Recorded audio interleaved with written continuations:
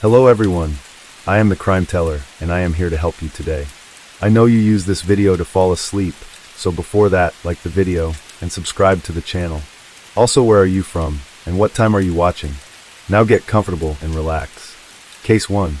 Dmitry Baksheev, 35 years old, Natalia Bakseva, 42 years old. This Russian couple lured many men and women through dating websites, then killed, ate, and processed them into frozen human meat. They confessed to learning how to kill through instructional videos on YouTube, then applying it to at least 30 victims over more than 2 decades. The cannibal couple was only caught after accidentally losing their phone, which contained an album of dozens of photos showing them playing with body parts. The shocking incident took place in the Krasnodar region, about 90 miles east of the Black Sea. On September 11, 2017, a worker on his way home from work accidentally picked up a phone. The worker found that the phone was quite new and had no password. Naturally, everyone would try to unlock the phone to see if they could contact the owner, and this worker was no exception. However, after unlocking the phone, what he saw inside scared him so much that his entire body trembled, and he almost dropped the device. The photo album contained extremely horrifying images. One showed a man taking a selfie with a human hand in his mouth, even sticking the fingers of that hand into his nose. Another photo showed the same man grinning widely, one hand on his hip, while the other tightly gripped the mutilated head of a woman.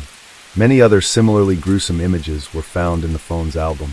The worker broke out in a cold sweat from fear, and as he lifted his head, an even more terrifying sight greeted him. In front of him suddenly appeared a strange man, the same man in the photos, with the severed hand in his mouth. Clearly, they were the same person. The man walked straight up to him and asked if he had seen his mobile phone. The worker was so scared he almost fainted, but luckily, he reacted immediately and tried to stay calm. He quickly waved his hands, saying he hadn't seen any phone, then slowly walked away. Once he was sure he was at a safe distance from the strange man, the worker immediately ran to the nearest police station to report the case. After hearing the worker's stammered description of what he had found, the police quickly retrieved the phone for verification. The horrifying photos shocked investigators. They had seemingly stumbled upon one of the most gruesome cannibalism cases in Russian history through images on the phone. The police swiftly opened a case and began investigating to determine the identity of the phone's owner. A mobile phone coincidentally found by a construction worker turned out to be the key to solving a horrific crime. It didn't take long. Based on information in the phone, the police successfully identified the suspect and tracked down his address, which was a dormitory at a local military aviation school. The phone's owner and the dormitory resident were identified as Dimitri, 35, and his wife, Natalia, 42. This couple was married, and both were working at the military aviation school at the time.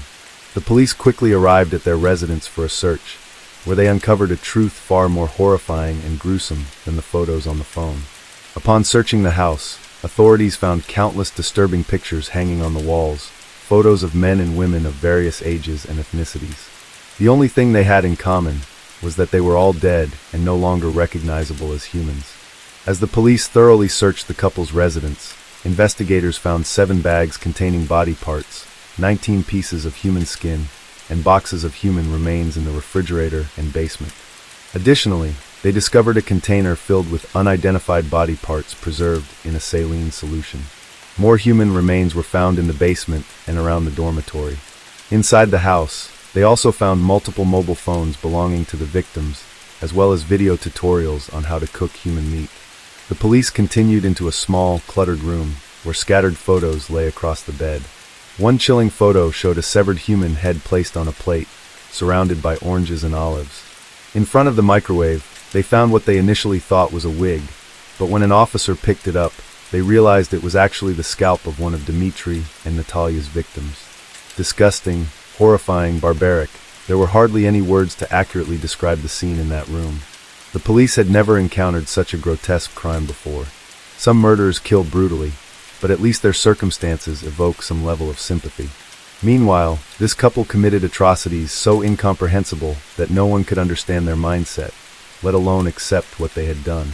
Dimitri and Natalia were immediately arrested and taken to the police station for investigation.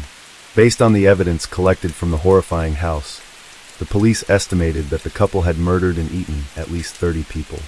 Sitting in the interrogation room, Dimitri was shown the gruesome photos of himself posing with human body parts. Yet, he showed no fear or remorse and outright denied his crimes. Dimitri claimed that the bodies found by the police were ones he had randomly stumbled upon while wandering in the forest. He said he had merely carried the corpses home, taken some pictures for fun, and kept them as souvenirs. As for his wife, Natalia, she also proved to be a tough-minded criminal. She insisted that she was mentally ill and that all the brutal murders were carried out by her and her husband while they were in a daze. Of course, the police did not believe this blatant lie from the female murderer. They immediately arranged for medical professionals to examine her mental condition. The results showed that Natalia was completely sane. In fact, even her husband, Dimitri, had no psychological disorders. This indicates that their acts of murder and cannibalism were entirely premeditated and carefully planned, not impulsive or uncontrollable actions. Ultimately, faced with undeniable evidence, the couple stopped resisting and confessed the entire truth to the police. When confronted with the photos found by the police, the couple showed no fear or made any excuses. Natalia even proudly identified about 30 victims in the photos, naming them and linking their images in life to the gruesome pictures. These names were confirmed to be individuals who had gone missing in Russia since 1999. Initially, they only browsed violent and gory websites, but the more they watched, the more fascinated they became, eventually turning what they saw into reality. They often targeted single men or women through social media platforms. Each time they chose a victim, they would first use ether or a Russian drug called Korvalol to knock them out, then drag them home, kill them, and eat their flesh. Besides eating the victims themselves, Natalia also distributed a large portion of the meat at her workplace. Police feared that Natalia might have even fed human flesh to cadet pilots at the Krasnodar Military Aviation Academy, where she worked as a nurse. For the past decade, people at this school had unknowingly consumed human meat. The couple's last victim was a young waitress who had agreed to meet them for drinks one evening. However, Natalia became jealous when she noticed that Dimitri seemed to like the girl more than she had expected. Enraged with jealousy, Natalia left the room, and Dimitri decided to kill the girl with a metal rod. He and his wife then dismembered her body to dispose of the remains. This was when the couple took the horrifying photos that the construction worker later discovered on September 11th. When the police asked Dimitri why he committed such a monstrous act, he simply replied, "I just did something stupid." Looking back at the couple's past, most would agree that both of them had deeply troubled histories. They seemed like a couple destined for each other, in the worst way possible. Dmitry Bakshiv was born in Krasnodar Krai, a region in southern Russia, and life was never kind to him. When he was just a few months old, his biological mother sent him to an orphanage. The exact reason was unknown, but it seemed she was a single mother unable to raise him. Dmitry spent the first 3 years of his life in the orphanage before being adopted by a couple named Svetlana and Vladimir. For the next 12 years, according to records, Dmitry was a well-behaved child. People remembered him as quiet, introverted, and someone who didn't seek attention. But at 15, tragedy struck again. His adoptive mother passed away from cancer. Her death completely changed his adoptive father, who became violent and short-tempered, and soon after, he kicked Dmitry out of the house. Naturally, young Dmitry was completely unprepared for adult life. He hadn't finished school, had no job, and no means of transportation. At first, he wandered around neighbors' homes, but no one took him in. Within a year, Dmitry became homeless. Desperate and angry, he committed a robbery at a local store and stole a car to escape, but he didn't get far. Dmitry was subsequently sentenced to about 1 to 2 years in prison. During his time in prison, no one visited him. It was a bitter truth. Inside or outside of jail, Dmitry was completely alone.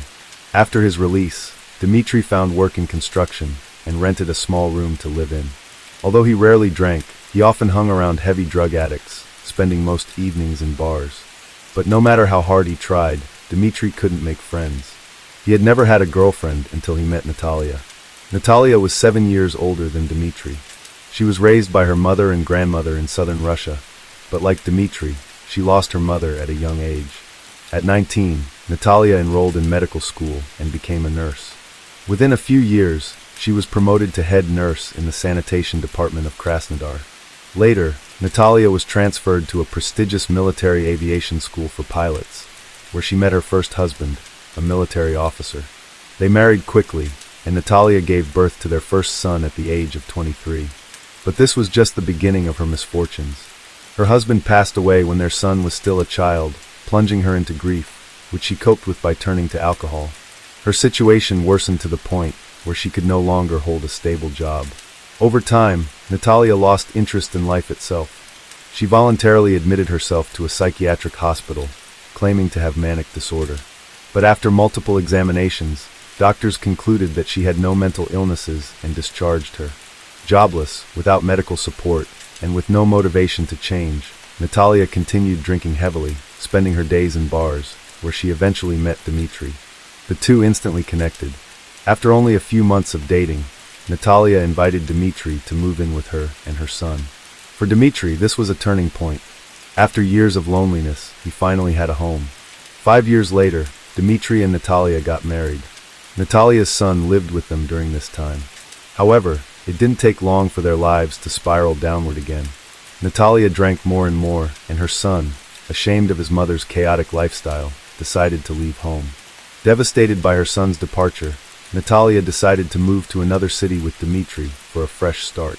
What they did after relocating would send chills down the spines of even the bravest individuals. When news of the cannibal couple broke, everyone was shocked, but perhaps the most terrified were their neighbors. The neighbors had often noticed strange smells coming from Dimitri and Natalia's home, but they never imagined that the couple next door was actually cannibals. Neighbors described the couple as friendly, always greeting others and apologizing if they ever caused any inconvenience. However, they were particularly struck by the man's body odor. It was so foul that everyone assumed he never bathed. We may never know what kind of trauma Dimitri Bakshiv experienced in his life, or whether he was inherently disturbed. But regardless of the reason, he had to pay for what he had done. Since Russia's criminal law does not include the death penalty, this evil couple would spend the rest of their lives in prison. In 2019, Natalia was sentenced to 10 years of hard labor in a penal colony, completely isolated from society. In this facility, prisoners not only had to endure extremely harsh working conditions, lacking basic amenities and forced to work without pay, but they were also subjected to strict surveillance and isolation, so extreme that they felt abandoned by the world. Unfortunately, she was only convicted of inciting murder, not first-degree murder. As a result, Natalia was released after serving just a year and a half. This sparked even more controversy and debate over whether the punishment was truly proportional to the horrific crimes she and her husband committed. Meanwhile, Natalia's husband Dimitri faced a harsher fate. He was sentenced to 12 years in a maximum security prison. During his imprisonment, Dimitri not only endured the harsh conditions of prison life, but also underwent psychological treatment in an attempt to reform his twisted personality. However, on February 16, 2020, Dimitri succumbed to complications related to diabetes and died in his cell. Strangely, the only thing he left behind was a detailed drawing of actress Audrey Hepburn, a detail that further fueled public curiosity about his final thoughts and emotions. Shortly after the cannibal couple case was closed, the evidence photos taken from Dimitri's phone were unexpectedly leaked online, immediately causing a global media frenzy. The gruesome and terrifying images sparked a wave of speculation. Some people believed that Natalia had once sold canned human meat as a macaw product, while others speculated that Dimitri had distributed this horrifying food to restaurants in Krasnodar. The police quickly launched a thorough investigation and soon debunked these terrifying rumors, finding no credible evidence to support them. However, many unanswered questions about the case remained. One lingering theory that continued to stir public debate was whether the couple had truly acted alone. How could they have murdered up to 30 people over nearly 2 decades without anyone discovering their brutal crimes? Some even suspected that Dimitri and Natalia might have been part of a secret cannibalistic organization operating in southern Russia. However, if that were true, why didn't they expose the entire group in exchange for a reduced sentence? This remains a mystery. Regardless of their true motives, the actions of Dimitri and Natalia Bakshiv were more horrifying than any horror movie. It is unimaginable what nightmares their victims endured, as well as the immense pain and trauma their families continue to suffer. This case left the public, as well as those following the story, in shock, raising countless questions about the limits of human evil and the flaws in the justice system at the time. Case 2. The beautiful party island of Koh Phangan.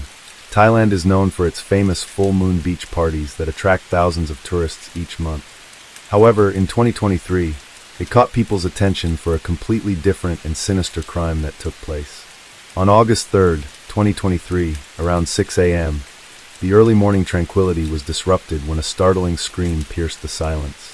A female worker at the local garbage dumping site, the Koh Phangan Waste Disposal Center, had stumbled upon a horrifying sight. Amidst the heaps of discarded party remnants, she discovered human remains in a bag. Shaken, she immediately notified her manager. These garbage collectors, mostly low-income Burmese immigrants, sifted through the refuse daily, hoping to find valuable treasures discarded by society, tourists, and partygoers, items they could exchange for cash. What initially appeared to be discarded meat turned out to be a human hip. The manager promptly contacted the police. Within the hour, a swarm of police and media descended upon the site. The discovered remains included hips, forearms, legs, intestines, and male private parts, all left in the Koh Phangan garbage dump. Upon initial investigation, it was determined that the man had passed away less than 48 hours ago, as indicated by the rigor mortis setting in. Additionally, the degree of decomposition suggested the fresh phase, where the body still appears relatively intact, but has started showing early signs of decay. The remains were those of a Caucasian man, leading the police to suspect he was likely a tourist visiting the island for the renowned full moon parties. Finding a dead foreigner in a city or country so heavily reliant on tourism is bad press, and they wanted to determine what caused this and solve the crime immediately. They wondered if they could locate the area or location this particular garbage came from that morning. The manager of the dumping site informed them that every morning, garbage from the entire Koh Phangan came to this site. This was a dead end, the final stop. Facing a dead end but undeterred, the police waited for forensic analysis and a DNA profile to establish who this person might be. They also scrutinized missing persons reports that might point them in the right direction to solving this mystery. Before we continue, don't miss the conclusion. There is an unexpected motivation for this crime that was only known to the close friends of the victim. And if you're fascinated by well-researched true crime in storytelling format, then be sure to like this video and subscribe to Crime's Anatomy for more intense cases from around the world. Hit the notification bell so you're always in the loop. Let's go! The next day at the same landfill, a plastic bag was found containing a bloody t-shirt, shorts, underpants, and a receipt for purchases at a supermarket called Big C. Their unexpected break arrived on the same day when a foreign tourist walked into the island's police station to report his friend missing. He said his friend, Edwin Arrieta, a 44-year-old Colombian national and plastic surgeon, had been out of touch for a few days. The officers, well aware of the ongoing investigation, looked at each other as if they knew what the other was thinking. Was this just a coincidence, or could the body parts found at the dump belong to this missing person? As the man providing information on the missing persons report identified himself, it became clear that this was no ordinary case. Daniel Sancho Berchelo, a 29-year-old YouTube celebrity chef and the son of two popular Spanish actors, was the one standing before them.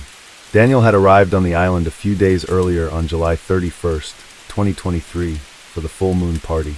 He said he last saw his friend Edwin on the evening of August 3rd. From this account, police were treating Edwin's disappearance as a separate missing persons incident. The body parts they discovered yesterday were on the morning of August 3rd, whereas Daniel reports said he last saw his friend that evening. With thousands of tourists entering the small island each day, it was very possible these were two unrelated or independent incidents, and they had to treat each case separately. Police asked Daniel to trace back his events on the island, which he gladly recounted. Upon arrival on June 31st, he rented a motorcycle and made his way to Phangan Hotel, where Edwin had rented a room for them under his own credit card. 2 days later, on August 2nd, Edwin arrived and Daniel picked him up around 3 p.m. and took him to the hotel. That evening, they went to the beach together, but Daniel lost sight of Edwin and hadn't seen him since. Daniel explained that he was reporting Edwin's disappearance as he was unable to establish communications with him, despite leaving messages and a voicemail, and due to Edwin's sister reaching out to him to report this to the police, which we will examine in more detail in a moment. During questioning, the police noticed suspicious scratch marks on Daniel's arms and found it strange that it took him so long to report his friend missing. Following his version of events, they reviewed CCTV footage along his route. Daniel did arrive on July 31st, rented a motorcycle, and checked into the Phangan hotel. The rental and hotel were paid for using Edwin's credit card. Now, recall that receipt found at the dump with the bloodied clothes mentioned previously? These were coincidentally discovered on the same day Daniel walked in to make a missing persons report. Well, the detectives found something very interesting when examining the CCTV footage at the Big C supermarket from when the purchases were made. On August 1st, 2023, the day before Edwin arrived, Daniel was seen buying bleach, cleaning agents, cutting tools, and garbage bags. They didn't disclose this information to Daniel right away, as they wanted to establish his version of events and keep this ace up their sleeves for later. Then on August 2nd, CCTV shows Edwin waiting for Daniel. Daniel picks him up from the pier, and with Edwin sitting behind him, Daniel is seen riding the motorbike, presumably to the hotel. But instead of taking Edwin back to his hotel, Daniel seemed to be heading in a different direction towards a different villa 28 kilometers away from where Edwin was supposed to be checked in, called the Hat Salad Resort. The clothes Edwin was seen wearing as he sat behind Daniel on the motorcycle were the same ones found on August 4th at the garbage dump. Another link suggesting Daniel knew more than what he was letting on. Edwin was never seen alive again. Edwin Arrieta was a successful Colombian plastic surgeon. According to his friends, his career was incredibly important to him, and he frequently traveled to places like London and Buenos Aires. He loved horse riding and a variety of sports. Recently, he had shown an interest in moving to Spain, which we will explore in a moment. Edwin was a devoted son and brother, and took pride in taking care of his parents and sister. In fact, it was his sister, Darling Arrieta, who first raised the alarm when Edwin stopped responding to her messages on August 2nd. Worried, she started calling some of his close friends and learned about his relationship with Daniel. She eventually obtained Daniel's Instagram handle and began messaging him right away.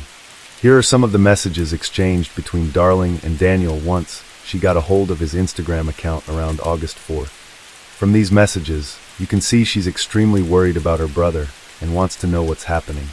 She asks Daniel, but is so surprised when he tells her that he lost touch with him. She doesn't believe they were on a beach together, but he left her brother alone. Daniel tells her that they took some mushrooms, but he was out of it, that Edwin thought there was something wrong with him, and that's why he didn't answer him. She finds this incredible and implores him to call the police. Daniel agrees, offering his WhatsApp number to her, and then tells her he's going to take a shower before going to talk to the police. That day, Daniel went to report Edwin missing. However, due to his questionable account of events, what detectives found on the CCTV footage, and the bloodied clothes matching Edwin's, and the numerous scratches and wounds on Daniel's arms, the police arrested him after his account. There is speculation that he may also have been tipped off due to Edwin's sister, but we'll get to that later. On August 5th, the police along with the forensic team went to the villa Daniel had rented. At the villa, they found numerous areas that had been thoroughly cleaned with bleach. Forensics officials collected hair, water samples, grease stains, and fragments. In the bathroom, they also found traces of blood. In the pipes, they discovered hair and human tissue. These samples were sent off for expedited testing at Jala province. Preliminary results expected the next day on August 6th. They also found $80,000 in cash and a gold chain. When questioned, Daniel was angry and claimed he was innocent, insisting they had the wrong person and that the police should be out there trying to find his friend. However, that night, DNA tests from the dump site confirmed that the remains belonged to Edwin. The next day, tests from Daniel's rental villa also confirmed the presence of Edwin's DNA. Police knew they had their culprit. Detectives confronted Daniel with the evidence linking the remains found at the dump and at his villa to Edwin, reminding him of the severe penalties for lying to law enforcement. Daniel caved and admitted he did it, but claimed it was an accident. Daniel said he brought Edwin to the villa to talk to him in person and break off their relationship. He claimed he had tried before, but Edwin just wouldn't listen. He figured if he spoke to him face to face, Edwin would understand. However, Edwin wasn't interested in talking. Instead, he wanted to initiate sex with Daniel. Feeling threatened and fearing that he was about to be violated against his will, Daniel pushed him away. This infuriated Edwin, who had come all the way and was paying for all these expenses. The shoving escalated into a full-blown fight, resulting in scratches on Daniel's arms. In the struggle, Daniel punched Edwin in the face, causing him to fall and lose consciousness. Panicking, Daniel dragged Edwin to the bathroom, splashing water on his face, but he wouldn't wake up. In shock, Daniel waited for an hour before finally panicking and deciding to cut Edwin into pieces. It took him nearly 3 hours to complete the dismemberment, resulting in around 14 body pieces. Daniel then removed the pelvis, penis, 2 legs, and intestines and separated these from the remaining parts. That night, he attempted to rent a kayak to dispose of the remaining parts in the sea. However, the kayak vendor wouldn't rent to him so late at night. So Daniel, frustrated and angry, bought the kayak for $1,000. He then paddled out several times to dump the body parts in the middle of the sea. At 10 p.m. that night, he disposed of the head. At 2 a.m. on August 3rd, he went to the dumping ground and left the remains that were discovered at the start of this episode. At 6 a.m. that morning, he made a second trip to dump more parts in the sea. Interestingly, around the same time he was kayaking, workers discovered the body parts he had dumped earlier that night. That very day, he went to the full moon beach party and had a good time. Finally, he made another trip at 11 p.m. that night on his kayak to dump the remaining parts. Detectives believed his version of events for disposing of Edwin's body parts, but did not believe Daniel's story account of what happened at the villa was simply an accident. Perhaps by being honest about the disposing of the body, Daniel believed the rest of his story would seem credible. But detectives saw through his lies. Little did he know they had discovered him on CCTV making purchases for the items used to dismember and dispose of Edwin's body well before they had this supposed fight. Also, the way Daniel rented a separate hotel far away on the other side of the island that he did not disclose to the police, took Edwin there immediately after he arrived and dismembered, and dumped him within hours using the tools he had purchased a day earlier, painted a clear picture of premeditated murder. In fact, there was overwhelming evidence now to suggest this entire trip was planned for one reason: to lure and murder Edwin Arrieta. For reasons only truly known to him, Daniel planned to lure Edwin, kill and dismember him, and leave the country before anyone was the wiser.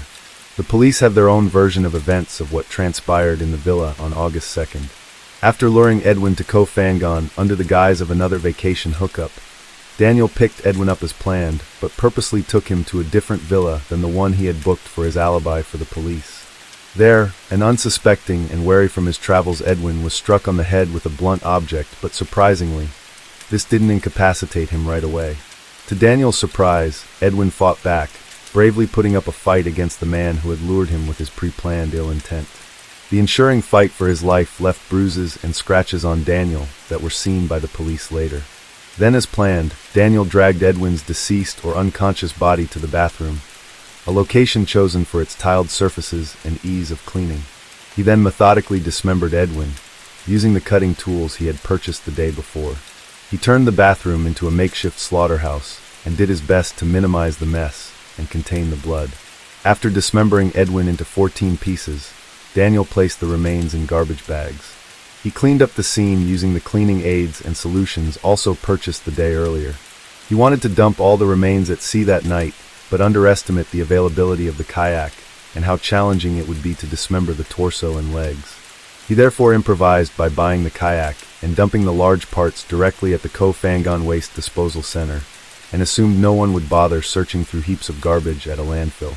Unbeknownst to him, garbage collectors always shipped through rubble, and this grim discovery was made just hours after he had left it there.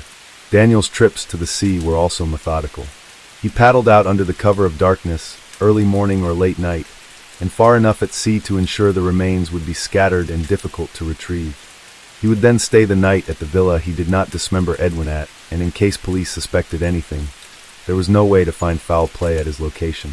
After checking out at the villa that he dismembered Edwin at 9 a.m. on August 3rd, he attended the full moon party to celebrate the relief of getting rid of a problem in his life. And then a final trip again at 11 p.m. to dispose of the remaining parts, after which he believed he had covered all his tracks. However, like most criminals who believe they have outsmarted everyone, reality said otherwise. CCTV footage played a key role in solving the crime. By establishing his intent before Edwin even stepped foot on the island, the disposal and the clothes Edwin was seen wearing when setting behind Daniel on the motorbike established clear sequence of events of what transpired. Despite his claims of innocence, the detectives knew they had caught a cold and calculated killer. But then, why would Daniel report Edwin's disappearance to the police instead of leaving the island quietly?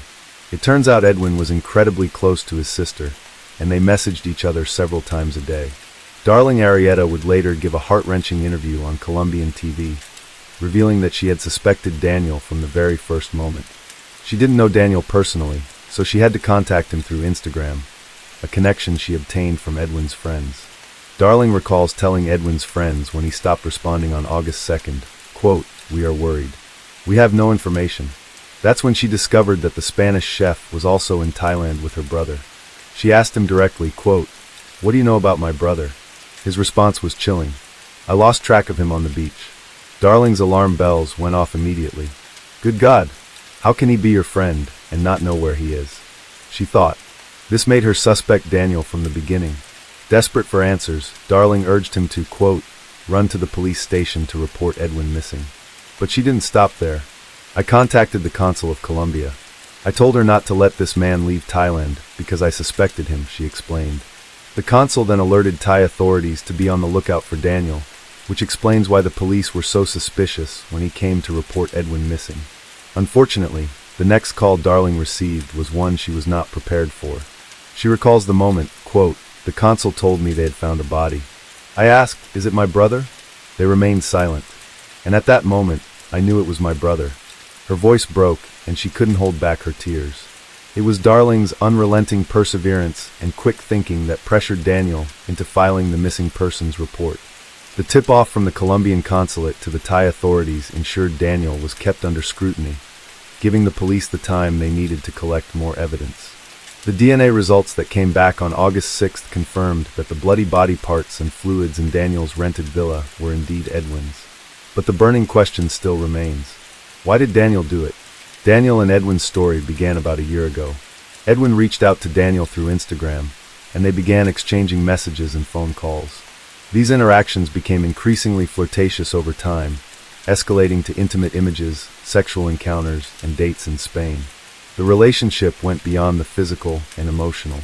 Edwin even invested €10,000 as they intended to start a restaurant business in Spain together.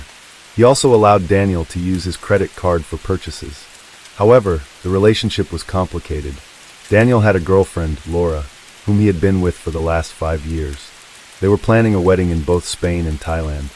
Furthermore, despite their various sexual encounters, Daniel did not see himself as a homosexual and wanted to end his relationship with Edwin. But this did not sit well with Edwin, who had invested his time, money, and soul in this newfound friendship with his sugar baby, more than a decade younger than himself. According to Daniel, Edwin couldn't let go and threatened to publish their intimate photos and videos, thus ruining his and his family's reputation. I must note that despite Daniel coming from a family of famous people, leaking these details would undoubtedly also hurt Edwin's reputation as a plastic surgeon. Furthermore, there was no evidence to suggest that Edwin was threatening to make such a move. In a shocking reveal, a friend of Edwin claimed in an interview that Edwin had lent Daniel 900 million pesos, equivalent to €216,000, to open a restaurant in Spain. The restaurant was meant for them, and they would be equal partners in its success. In fact, just a few weeks before the crime, Daniel's father had mentioned how proud he was of his son for opening and running 2 restaurants in Spain. Now we know, at least partially, where this success came from. It seems the strongest motive for ending Edwin's life was for Daniel to pocket the money and future profits of this restaurant and get rid of a problem in his life that would have otherwise tarnished his and his family's reputation if word got out of his secret sugar daddy. Furthermore, Daniel's behavior displayed no hint of remorse. The day after dismembering Edwin, and before his last kayaking trip to dispose of the remains, he attended a full moon beach party on August 3rd. What person attends a party if they are mourning the accidental loss of their dear friend?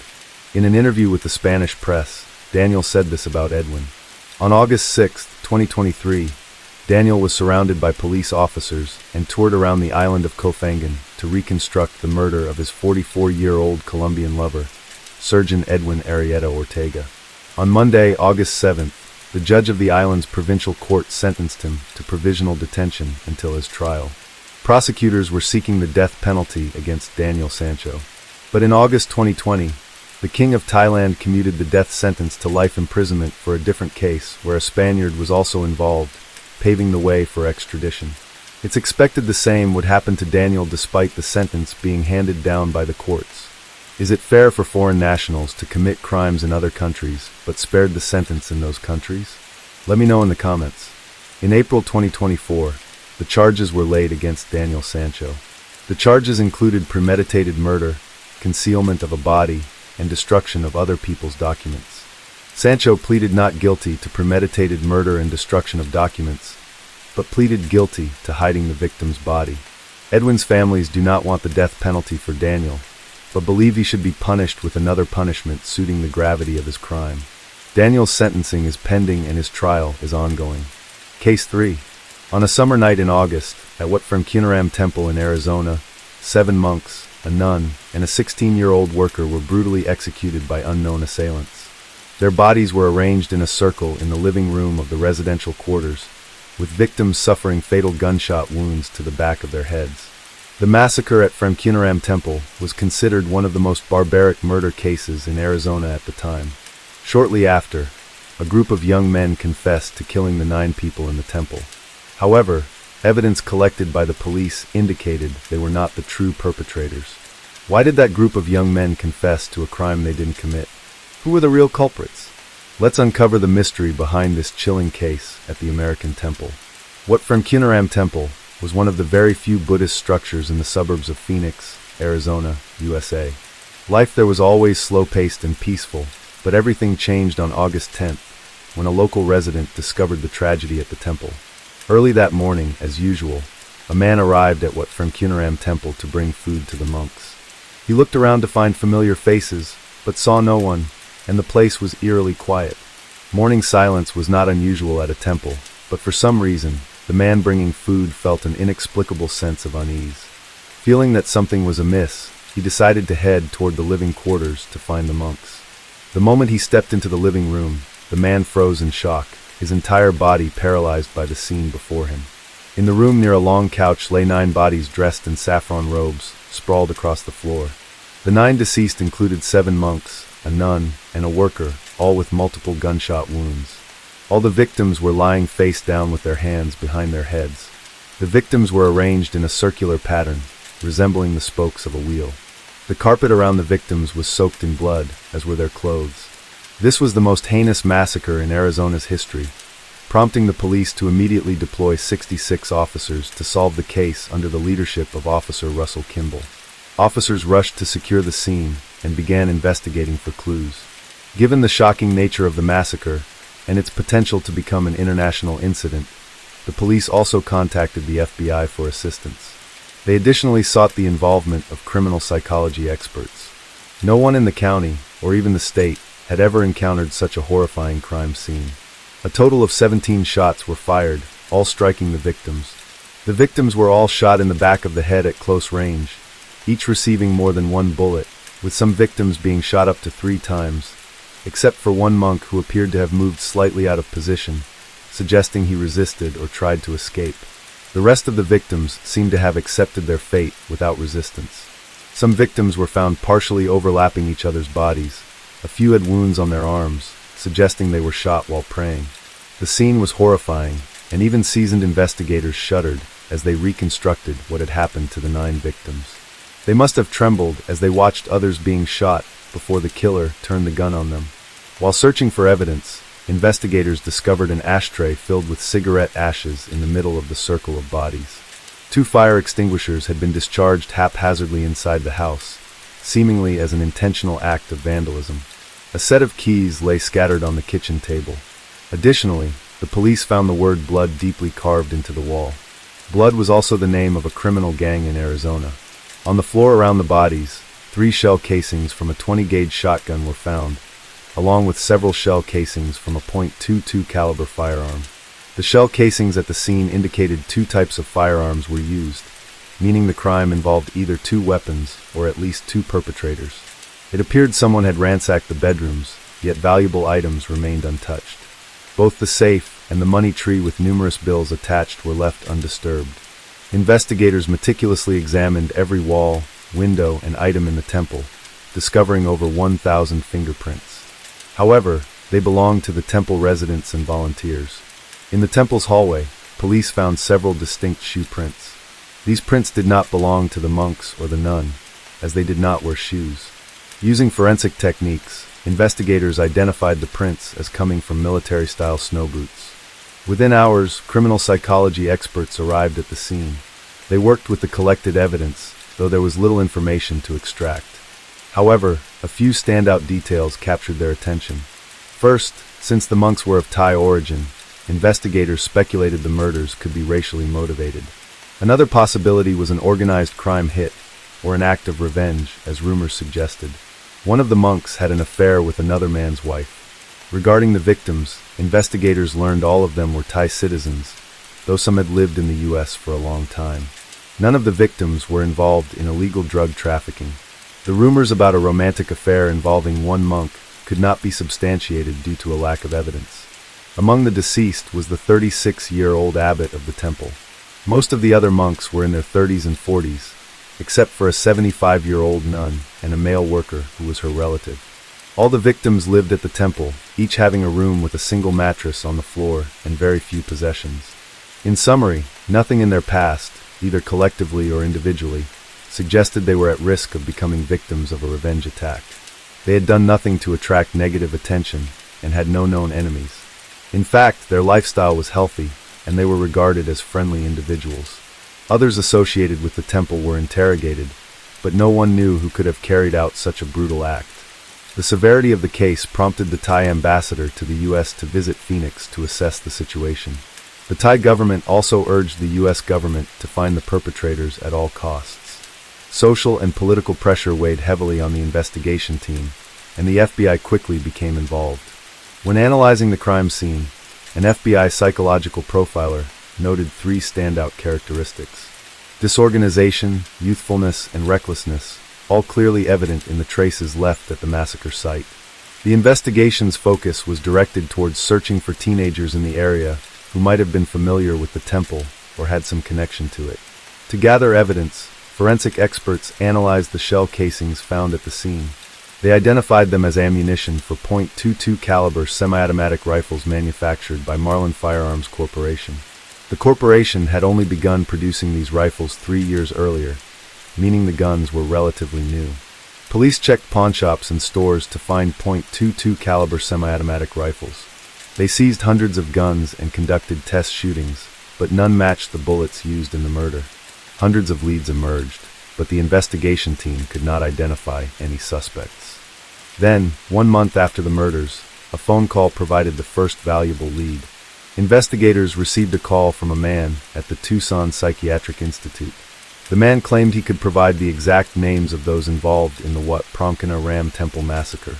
The man gave the police his name, and then abruptly hung up.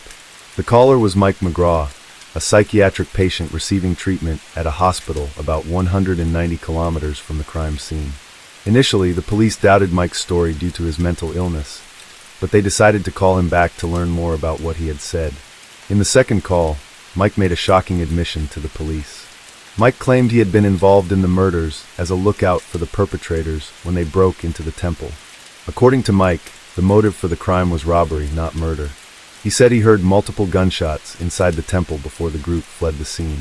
Police were even more stunned when Mike revealed that the killers had written the word blood on the wall at the crime scene.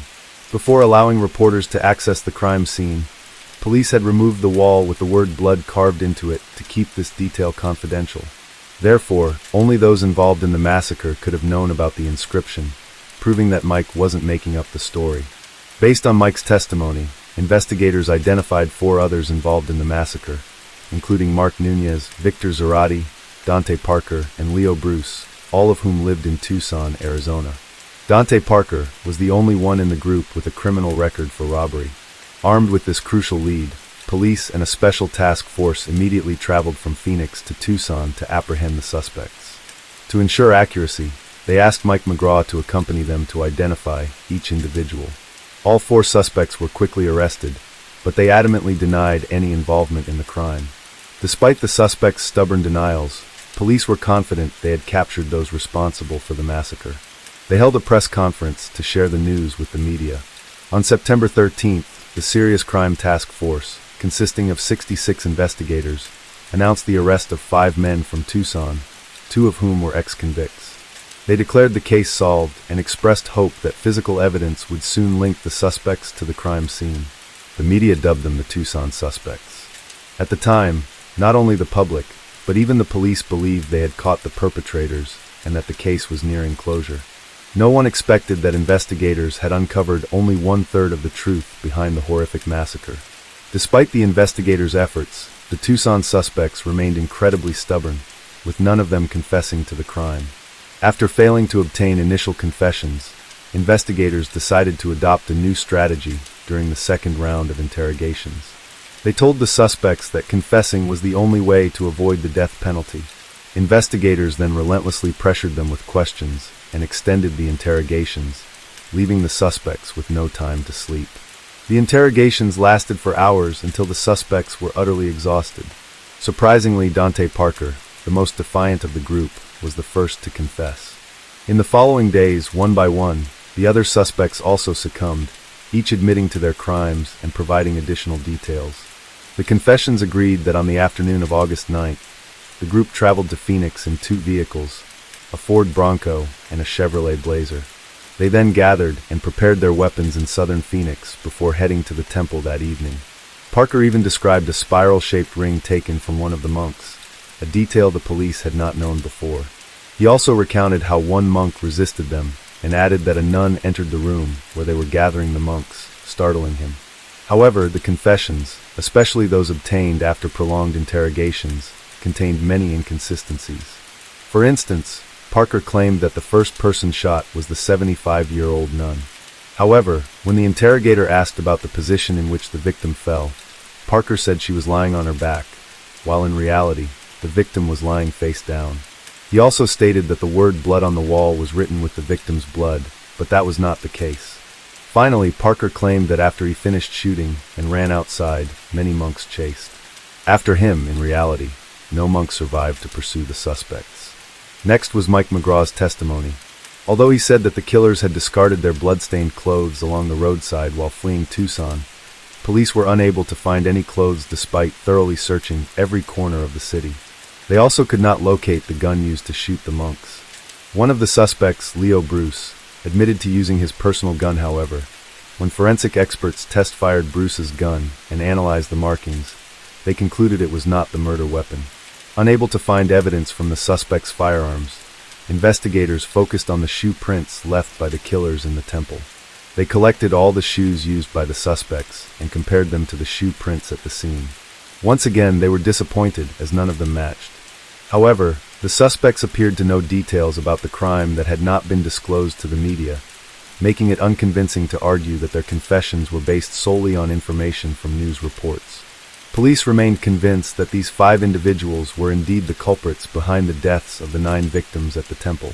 The confessions of the suspects and the actual events at the scene were entirely contradictory, prompting the prosecutor in charge of the case to spend a week reviewing their statements.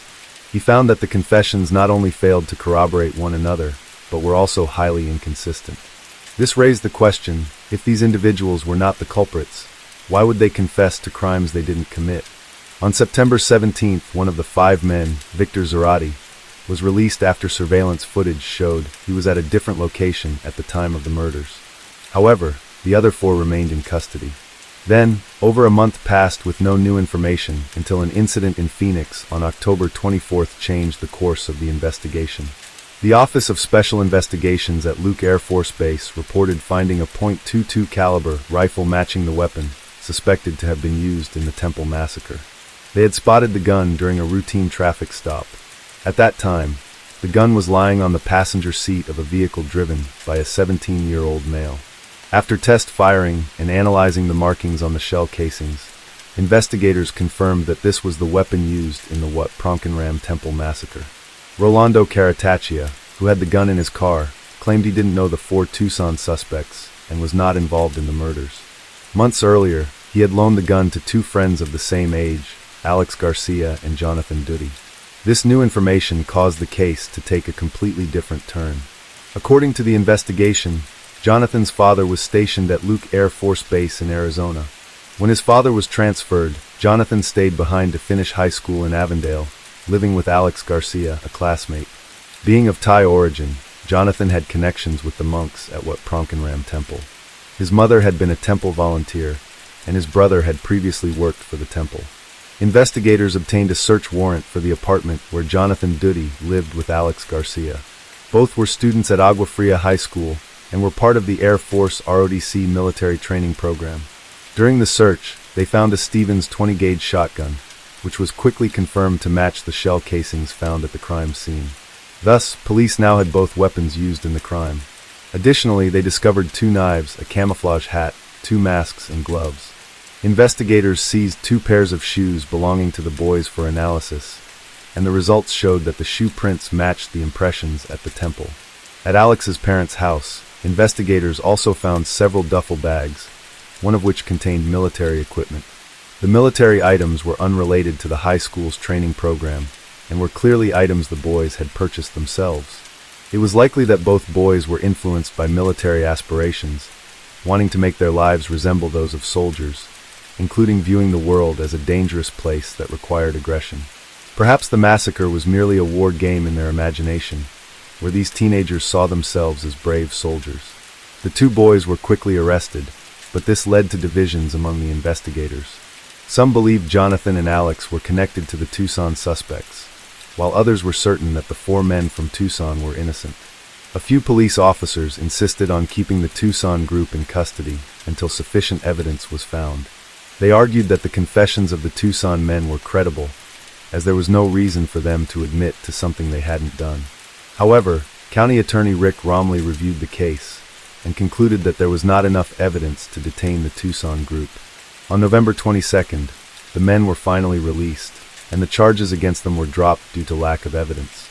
At this point, the police focused on the 2 actual suspects, Jonathan and Alex. Initially, the 2 denied their involvement and fabricated other names to mislead the police. Jonathan described the events in an entirely different way, claiming that he and Alex were part of an underground gang. According to him, their group initially met near the Agua Fria River on Camelback Road at around 8:30 p.m. that night, and they all went to the temple to rob it. One of the victims recognized someone in their group, so Jonathan was told to leave. While he was outside, someone started shooting the monks. He claimed the crime was initially a challenge to see if they could bypass the temple's alarm sensors. However, Jonathan couldn't explain why they brought guns, knives, and military equipment. Jonathan added that the group had threatened to harm his family if he dared to tell anyone about what had happened. Of course, the investigators didn't believe this fabricated story. They knew Jonathan was simply trying to blame non-existent people. After several hours of interrogation, Jonathan Dudi finally gave a true confession. He admitted that he and Alex Garcia broke into the temple to steal money and prove their abilities as future soldiers. As for Alex, after confessing, he recounted in detail what had happened on the night of August 9, 1991. It all began as a robbery plan.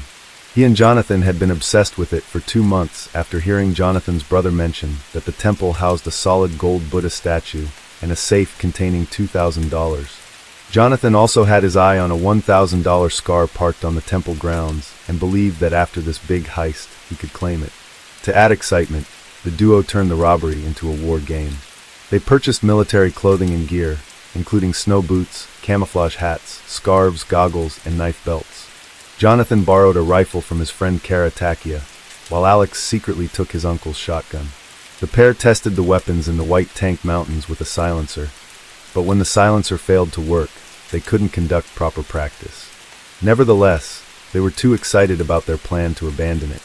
On the evening of August 9th, the two attended a party and then drove to the temple around 10 p.m.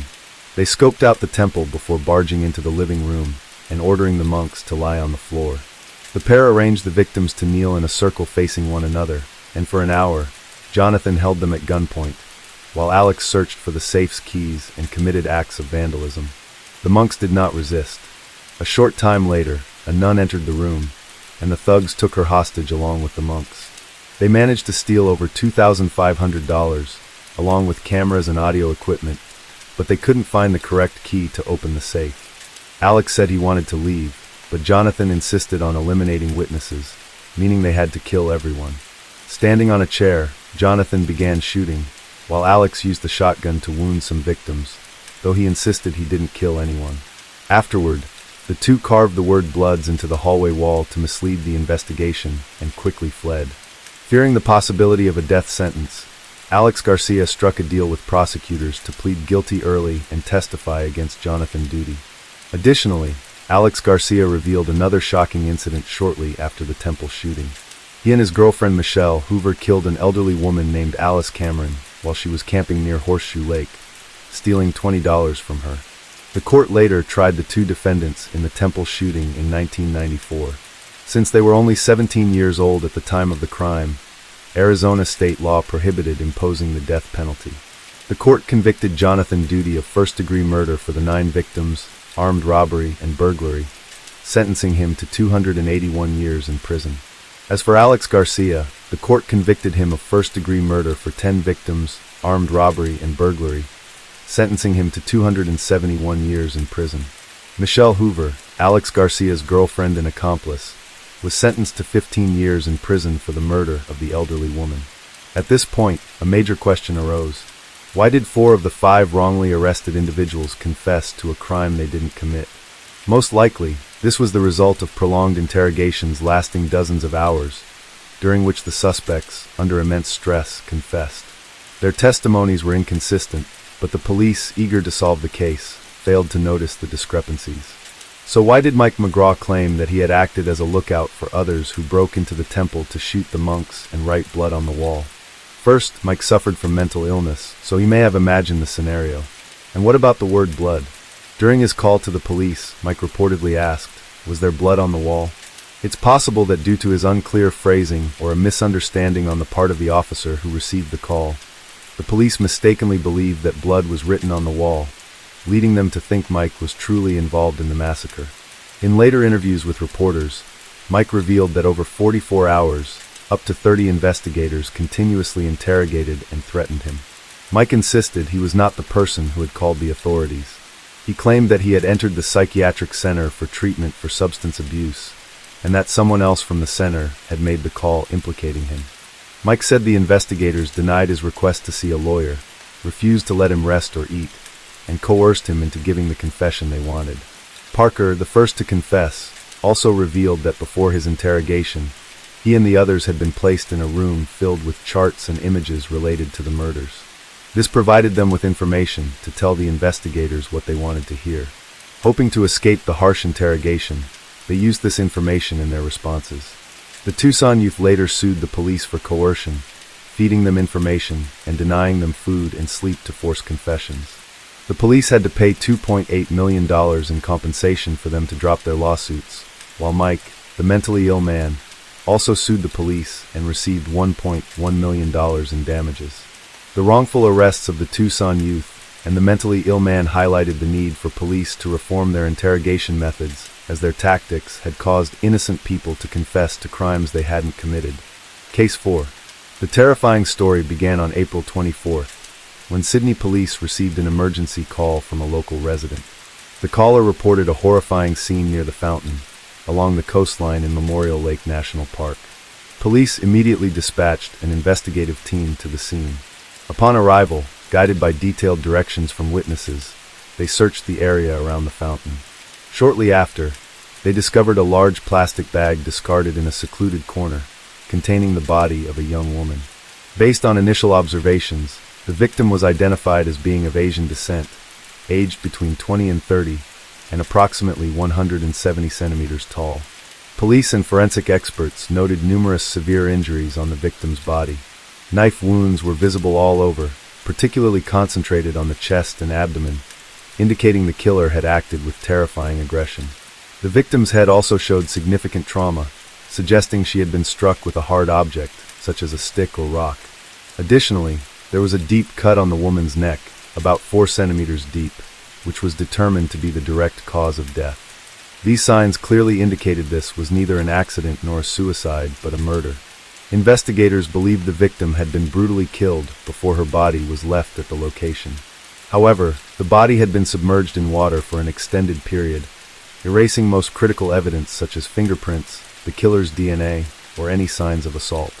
This made the case more complex and raised even more unanswered questions. So, who was this unfortunate young woman? Why had she become the target of such a brutal murder in a park frequented by many people?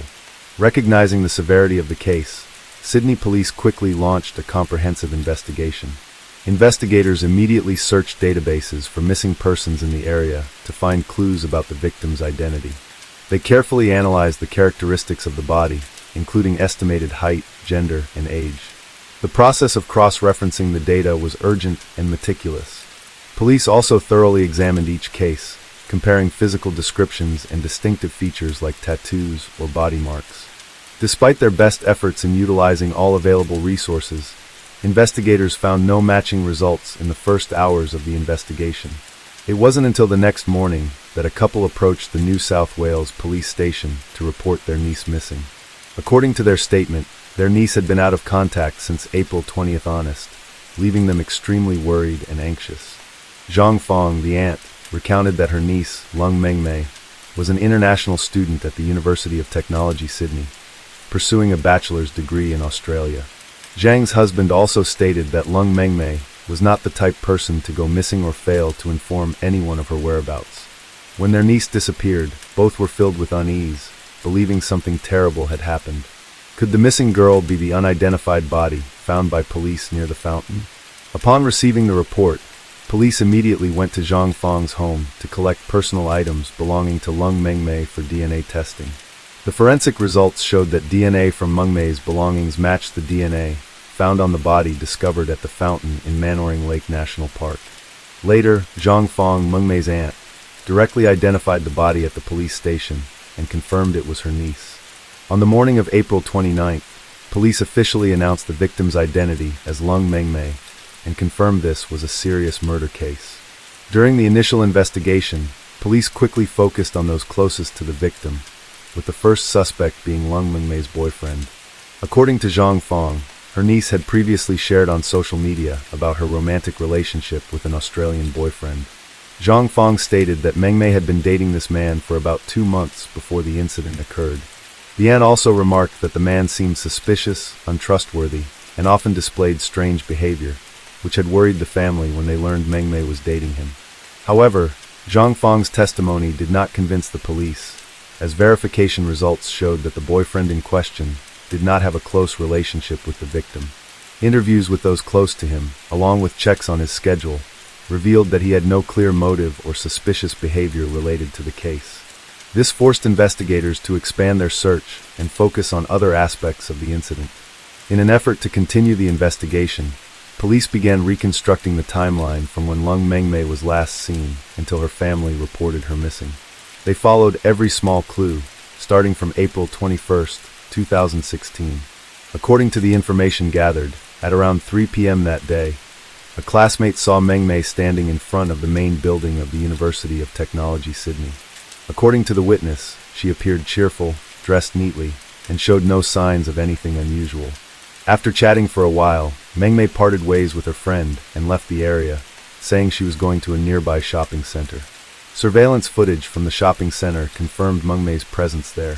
According to the extracted video, at around 4 p.m., she was seen strolling through the stores, stopping by a drink stall, and buying a cup of bubble tea. From there, she headed toward the Kenthus train station near her residence. Notably, surveillance cameras at the station captured images of Mengmei waiting for the train for about 10 minutes. However, after that, she completely disappeared and was not seen on any other surveillance cameras. According to her aunt Zhang Fong, on the evening of April 21st after returning home, Lung Mengmei called her at around 8 p.m. Police confirmed that when Mengmei returned, only Barrett, her aunt's husband, was present at the house during that time. Based on the critical detail of Mengmei's mysterious disappearance, police decided to extend the investigation by extracting surveillance footage from around her residence. The results were shocking. No footage captured Mengmei leaving the house after she returned on the afternoon of April 21st. This raised suspicions that Mengmei's mysterious disappearance might be directly linked to someone in her household. After thoroughly examining the evidence, police quickly shifted their investigation to focus on Barrett, the man living with Mengmei. According to information uncovered by the police, Barrett was not the man Zhang Fong had dreamed of marrying. The marriage between Mengmei's aunt, who was then in her 40s, and Barrett, a 23-year-old man, was clearly a relationship based more on convenience than genuine love. Jiang Fong, hoping to secure Australian citizenship, had married Barrett to fulfill her dream. Under Australian naturalization laws, a foreigner can apply for citizenship after 4 years of legal cohabitation with a local citizen. Meanwhile, Barrett, who was a drug addict and lazy, had no interest in love or family responsibilities. His sole purpose was to take advantage of the financial support from his wife, who was 17 years older than him, to live comfortably without working. The entire family of 4 lived together in a cramped 2-bedroom apartment. When Mengmei moved in, the already tight space became even more claustrophobic. In that small apartment, they tried to maintain the appearance of a harmonious family, with no visible signs of conflict or unusual behavior. Yet sometimes, such eerie tranquility can serve as the perfect mask to hide the darkest secrets. With the initial information gathered, Barrett became the primary suspect in the case, and police arrested him on the afternoon of April 29th for further investigation. One of the key pieces of evidence leading to his arrest was the phone signal data from Mengmei's device. Analysis showed that after Mengmei returned home on the afternoon of April 21st, her phone signal never left the house.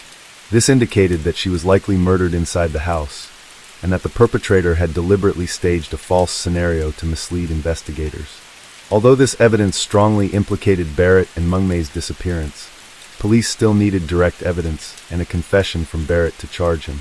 Immediately after arresting Barrett, police conducted an emergency search of the house where he lived with Lung Mengmei's family. This search revealed shocking discoveries, elevating the case to a more severe level.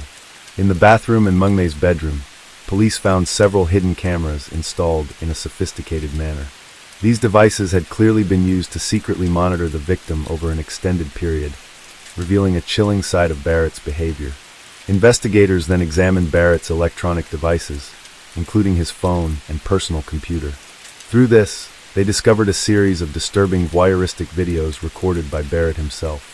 In these videos, Barrett had secretly filmed private moments of Lung Mengmei, including when she was showering in the bathroom and changing clothes in her bedroom.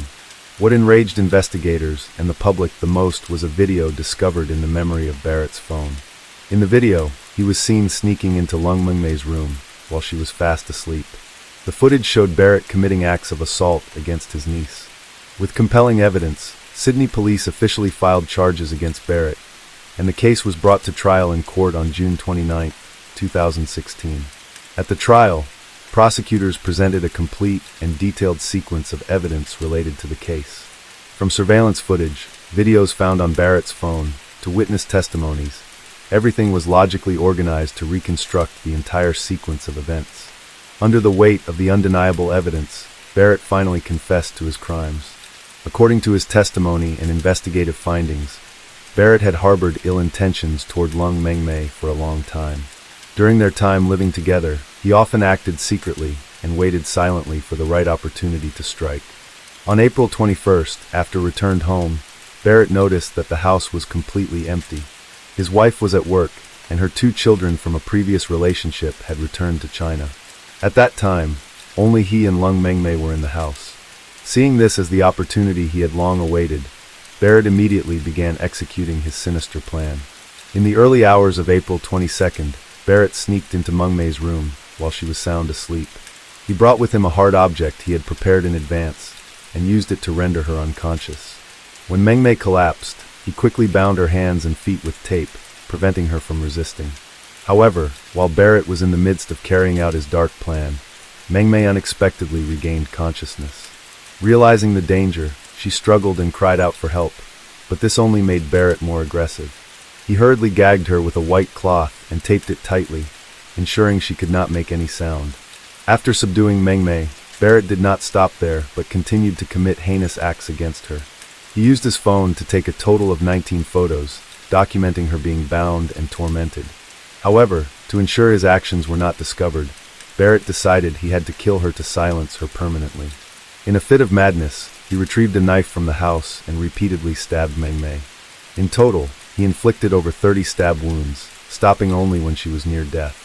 Barrett's torment of Lung Mengmei lasted more than 10 hours in the house where he and her family lived. Notably, at around 3 p.m., on April 22nd, while the crime was unfolding, Mengmei's cousin unexpectedly dropped by the house. To hide his crime, Barrett quickly dragged Mengmei into the bathroom and locked the door. When Mengmei's cousin asked about it, Barrett calmly explained that the bathroom had a bad smell and suggested she use the other bathroom in the house. Barrett maintained a facade of normalcy and stayed in the bathroom for a long time to ensure no one would discover anything. He only left the bathroom after he was certain that Mengmei's cousin had left the house. Immediately afterward, he continued his cruel plan by wrapping Mengmei's body in a large plastic bag. To dispose of the evidence, he placed the victim's body in the trunk of his car, preparing to transport it far from the crime scene to erase all traces. During the time Mengmei was missing, while Zhang Fang expressed concern, Barrett remained completely calm. He showed no signs of fear or panic, and even tried to convince Zhang Fang not to rush into reporting the matter to the police.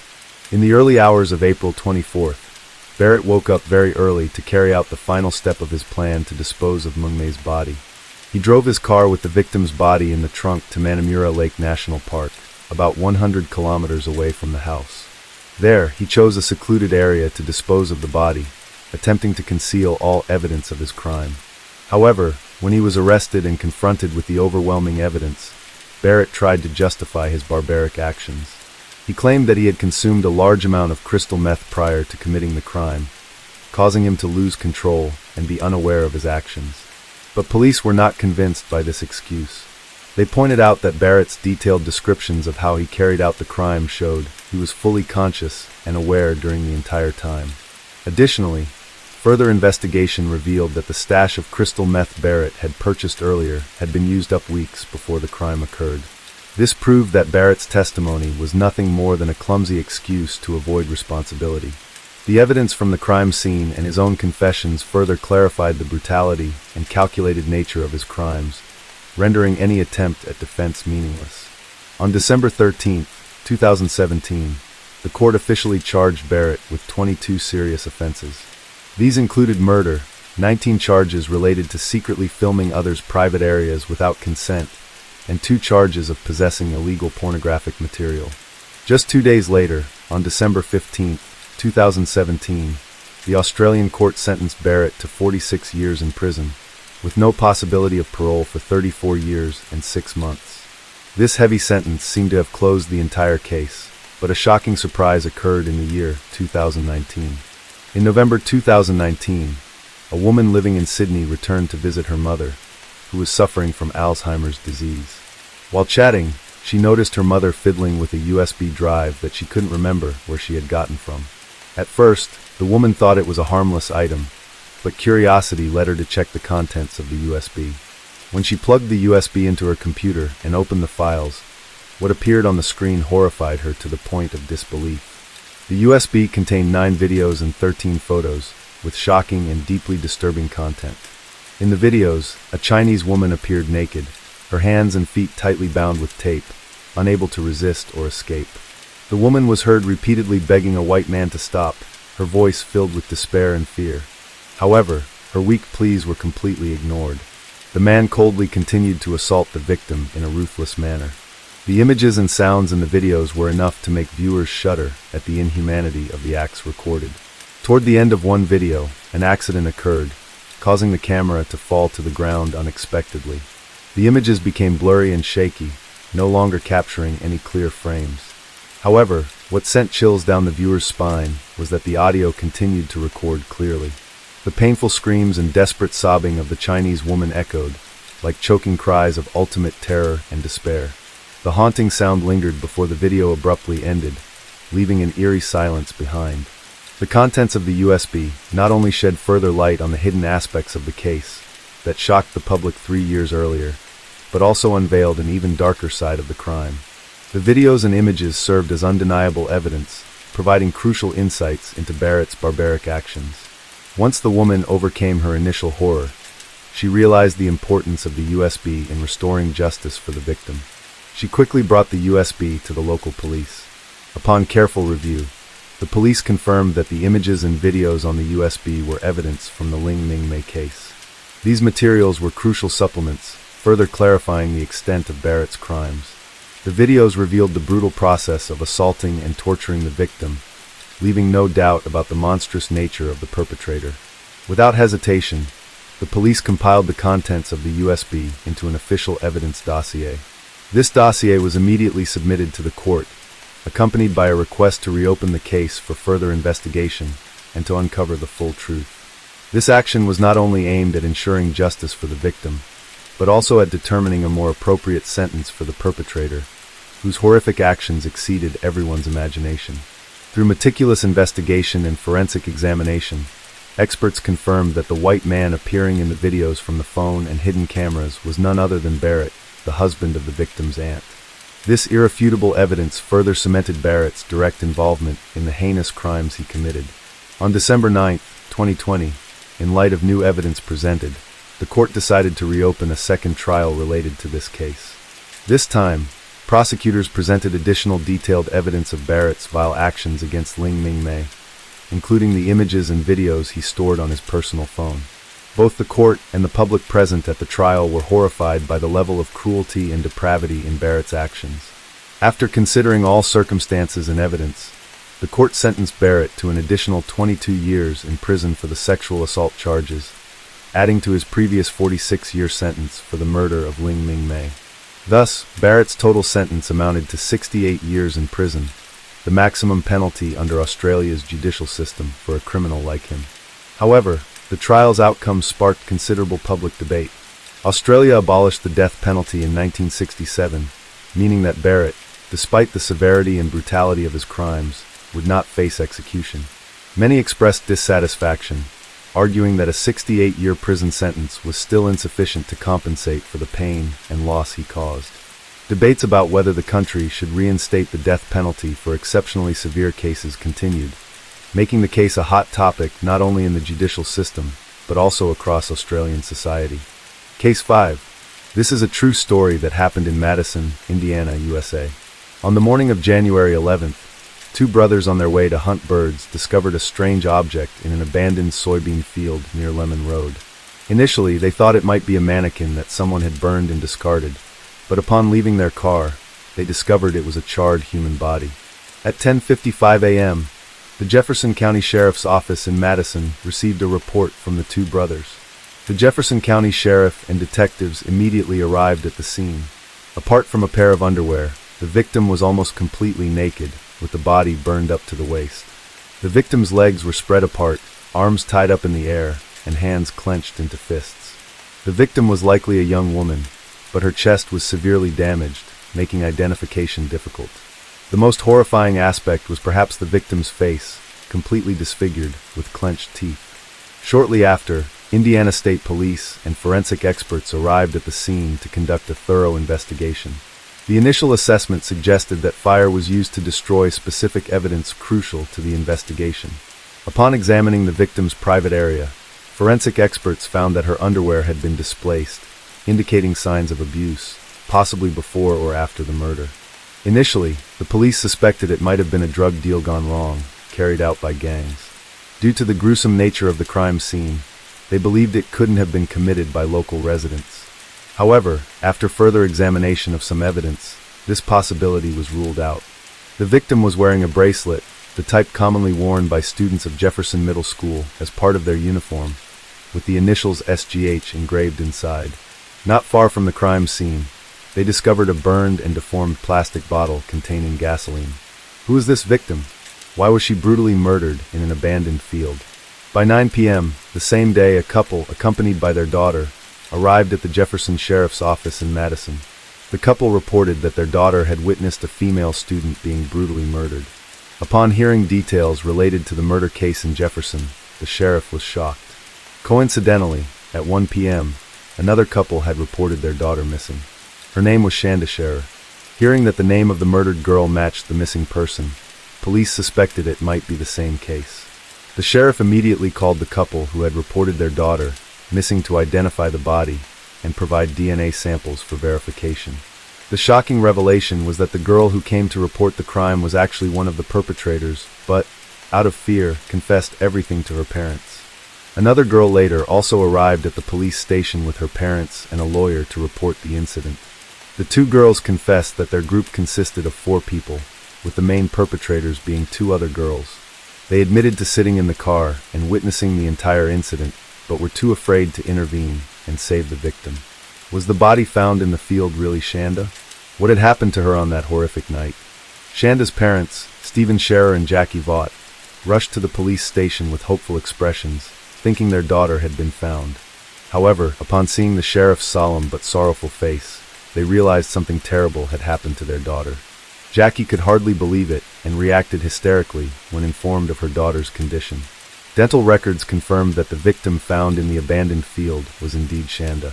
Early in the morning on January 12th, the police immediately arrested Lori Tackett and Melinda Loveless. 2 strange men knocked on the door. Loveless' mother, after briefly hearing about the incident, led them upstairs where Tackett and Loveless were sleeping. The police read the arrest warrant while Tackett and Loveless were still groggy from sleep. Both were handcuffed and taken away immediately. Also on January 12th, the forensic doctor conducted Shanda's autopsy and was shocked by what had happened to her. The results showed that the victim had been tortured for about 10 hours before being burned, with her body covered in injuries. The horrifying case angered the American public, who demanded the immediate trial of the 4 she-devils. Despite being teenagers, the 4 perpetrators were tried as adults due to the heinous acts they had committed against the victim. Through the testimonies of Tackett and Loveless, the murder was reenacted in court, leaving the victim's parents in utter shock. Everything started when Shanda met her friend Amanda Heverin at Hazelwood Middle School. After an argument, both were punished, but it helped them resolve their misunderstanding and become friends. Their friendship grew, and eventually, the 2 girls began exchanging romantic letters and started a relationship.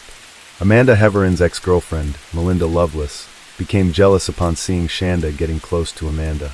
In October 1991, Amanda and Shanda attended a school dance together and were caught by Amanda's ex. At this point, Melinda began planning Shanda's murder and even made public threats. Worried about their daughter dating this troublesome girl, Shanda's parents decided to transfer her to another school. However, Amanda kept trying to contact Shanda, sending letters and calling her frequently. On the night of January 10, 1992, Melinda was furious upon discovering that Amanda had lied about things related to Shanda. Enraged, she told her best friend Lori Tackett, and the 2 decided to pick up their friends Hope Rippey and Tony Lawrence for a night out. Hope and Tony were the 2 girls who later went to the police station to report the crime. Melinda and Lori were close friends, while Tony and Hope were Lori's friends. The 2 had never met Melinda before. The girls drove Lori's car to Melinda's house and devised a plan to kidnap Shanda to threaten her. Melinda explained to the girls that she disliked Shanda because she was a copycat and had stolen her girlfriend. When they arrived at Shanda's house, the 4 girls were shocked by the luxurious home, something they never had due to their unstable childhoods, divorced parents, and constant arguments. Hope and Tony knocked on Shanda's door, claiming to be Amanda's friends and inviting her to come with them to meet Amanda at the witch's castle. However, Shanda wasn't allowed to go out at that hour, so she arranged for them to return at midnight when she would sneak out to join them. Hope Rippey and Tony Lawrence returned to the car, which angered Lovelace, but she eventually calmed down and discussed the next part of their plan. The 4 girls then went to a rock concert at a nearby park. At 12:33 a.m. on January 11th, they returned to Shanda's house. This time, Tackett and Hope Rippey were tasked with picking up Shanda. After some hesitation, Shanda trusted them and got into the car. As they neared the witch's castle in Utica, Hope asked Shanda about her relationship with Amanda. Suddenly, Melinda sprang from the back seat, holding a knife to Shanda's throat and threatening her. Terrified, Shanda cried and begged Melinda not to hurt her. Throughout the drive, the jealous Melinda continuously insulted and berated the victim.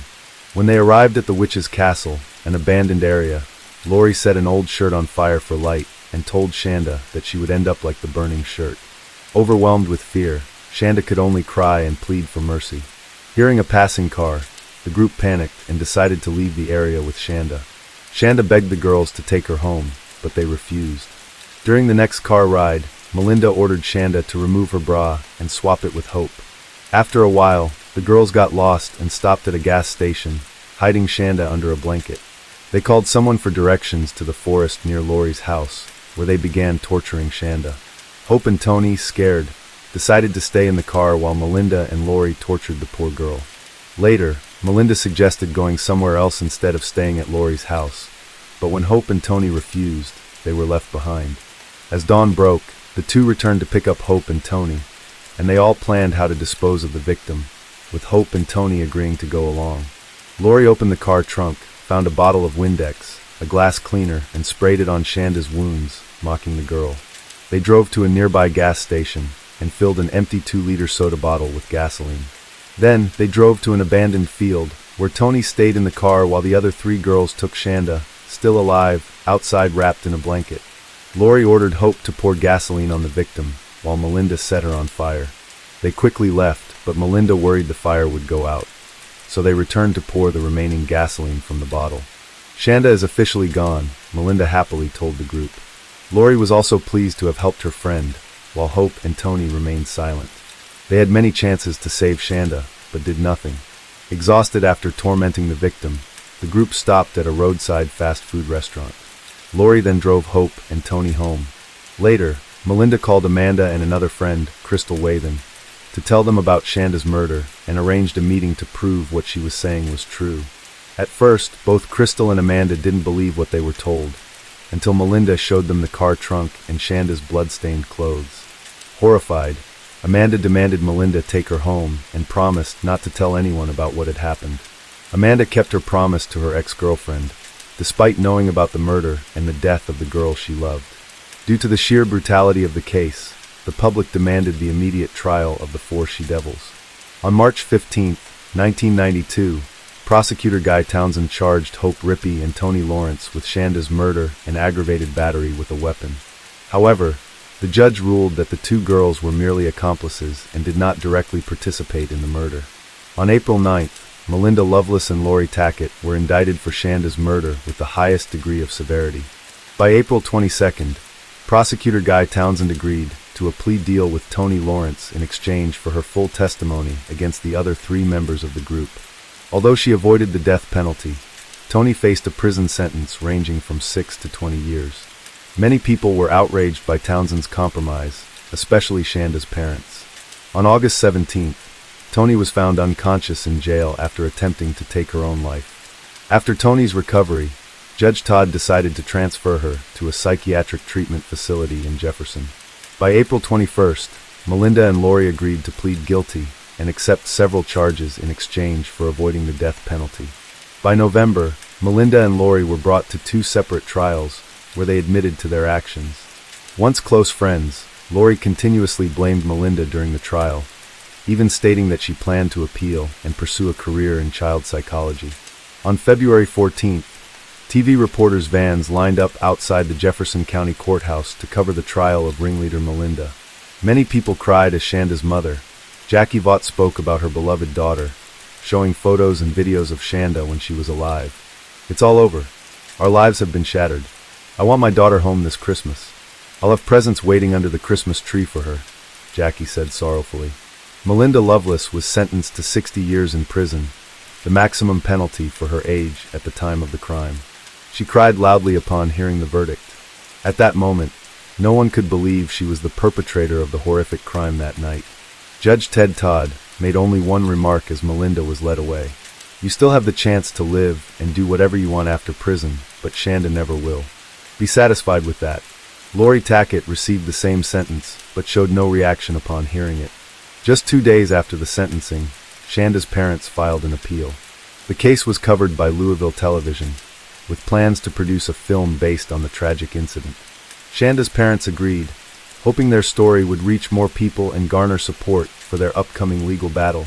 Tony Lawrence's trial began on January 19, 1993. Tony was highly cooperative, with several teachers and friends testifying in her favor. When allowed to speak to Shanda's family, Tony burst into tears in court.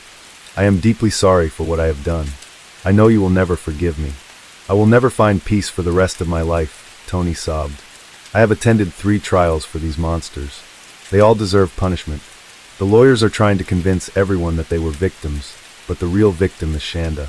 My daughter, no one else." Jackie responded through tears. Tony Lawrence was sentenced to 20 years in prison, and she collapsed in tears in the courtroom. Hope Rippey's trial began on June 1, 1993. Hope stated that the only thing she did to Shanda was pour gasoline on her. Hope's psychologist, Sheehan, testified that all of Hope's actions were carried out under the orders of Lovelace and Tackett. However, his statement was not accepted. Hope was sentenced to 50 years in prison. In the spring of 1994, Toni Lawrence began serving her sentence. 4 years later, in 1998, she applied for clemency but was denied. In 2000, Toni applied for clemency again, and this time her request was granted. In December 2000, 24-year-old Toni Lawrence walked out of prison after serving nearly 9 years. In November 2004, the Indiana Supreme Court officially reduced Hope Rippey's sentence from 50 years to 35 years.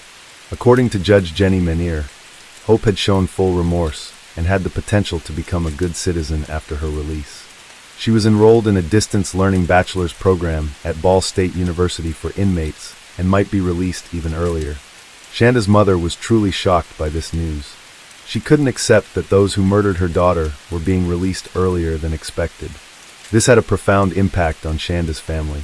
Her father, Stephen Scherer, unexpectedly passed away at the age of 52 in 2005. Jackie stated that her ex-husband was overwhelmed with grief over their daughter's case, living in constant despair. He turned to alcohol and drank excessively for years. When he learned that the perpetrators were being released one by one, his anger grew and he died in sorrow. In April 2006, Hope was officially released after serving 14 years. She was 31 years old at the time. In October 2007, the lawyers of Lovelace and Tackett began preparing the necessary documents for their sentence reduction requests. However, this faced strong opposition from the victim's mother. Jackie Vaught was determined not to let it happen. By late December 2007, a petition with nearly 7,000 signatures was submitted to the Supreme Court. As a result, the efforts to reduce Lovelace and Tackett's sentences faced significant obstacles and were ultimately unsuccessful. Nearly 20 years after her daughter's death, Jackie Vaught continued to live in sorrow. She agreed to appear on the Dr. Phil show for the first time in 2011. "I can't imagine what my daughter went through," Vaught told Dr. Phil. She felt heartbroken thinking about how her daughter was still alive when the 4 monsters burned her with gasoline. The grieving mother couldn't believe that mere jealousy had driven the 4 girls to commit such a brutal act against her daughter. Also on the show, Jackie Vaught and her eldest daughter faced one of the 4 perpetrators for the first time, Hope Rippey, who had been released in 2006. Jackie stared straight into Hope's face and said, "You were inhumane on that fateful night." Hope pressed her lips tightly, her eyes welling up with tears, saying that during her time in prison, she constantly apologized and couldn't explain her wrongdoings. The confrontation between a grieving mother and one of her daughter's killers on television attracted many viewers. "Let me tell you this, until you have a child, and your child is murdered the way you did to mine, you will never understand a mother's pain," Jackie said. As of 2012, Melinda Lovelace, the mastermind behind the murder, had spent over 7,000 sunrises and sunsets behind barbed wire. Few people knew that while in prison, she had found a new life as a service dog trainer for people with disabilities. For 7 years, Lovelace had become one of the most trusted and capable trainers in the Indiana Canine Assistance Network Icon program. Melinda cared for and trained Odell, a court therapy dog for abused and traumatized children. However, a dog named Angel was unlike any other. He became an unexpected connection to Melinda's victim, Shanda.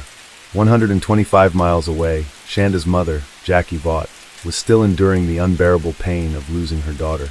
"I have always said that if you want to see someone who has nothing inside, just look into Melinda's eyes.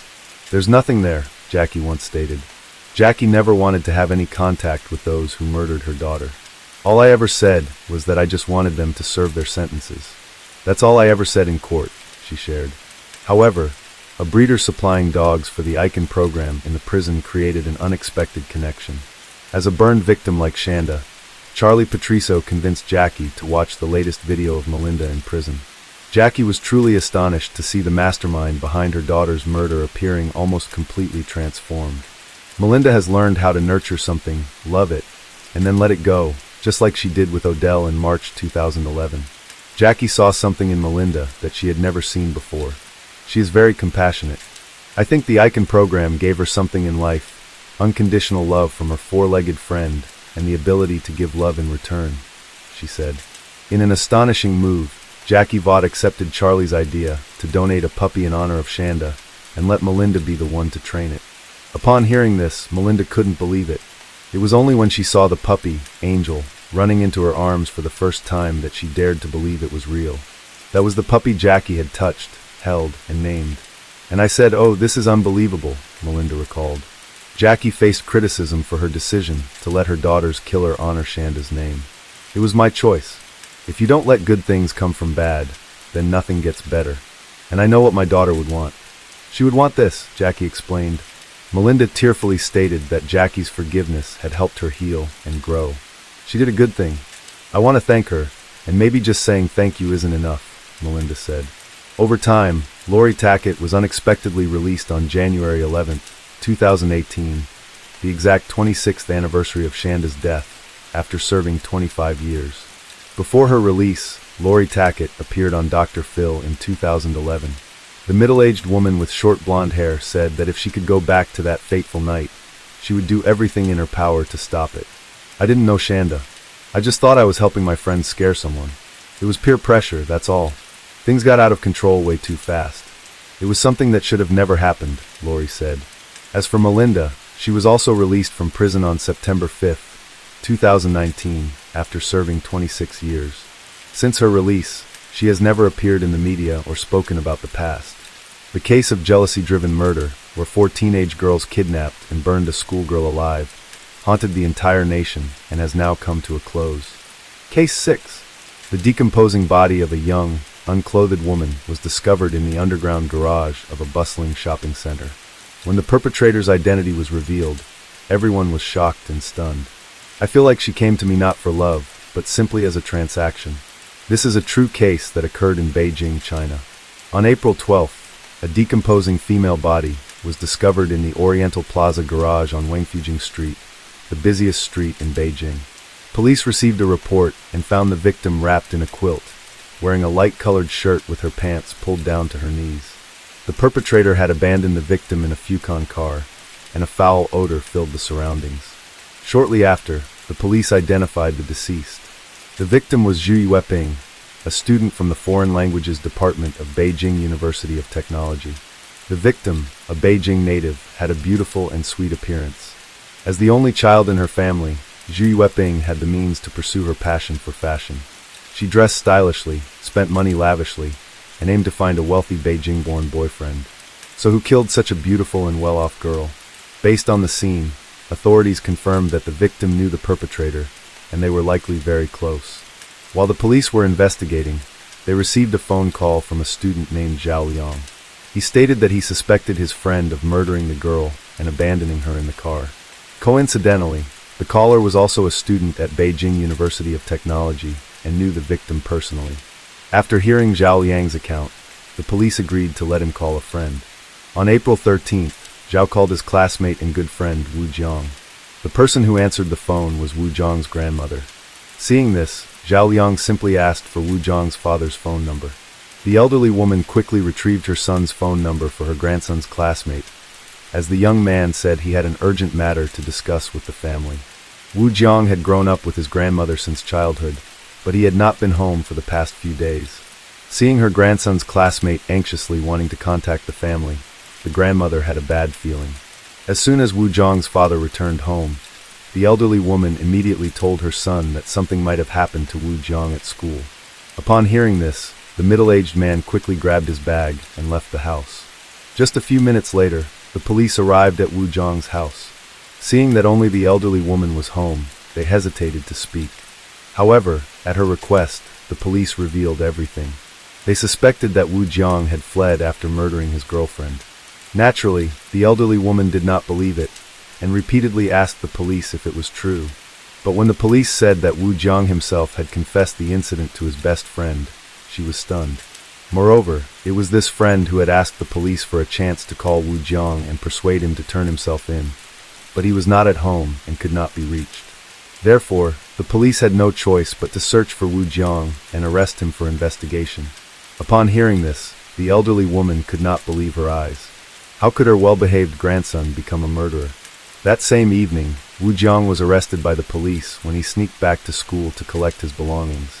When apprehended, the mild-mannered student confessed to the crime. Hearing the perpetrator's story, many expressed sympathy for him, believing that he took his girlfriend's life in a moment of recklessness. Wu Jiang was an exemplary young man with a good personality, top academic performance, and an outgoing, cheerful, and dynamic nature.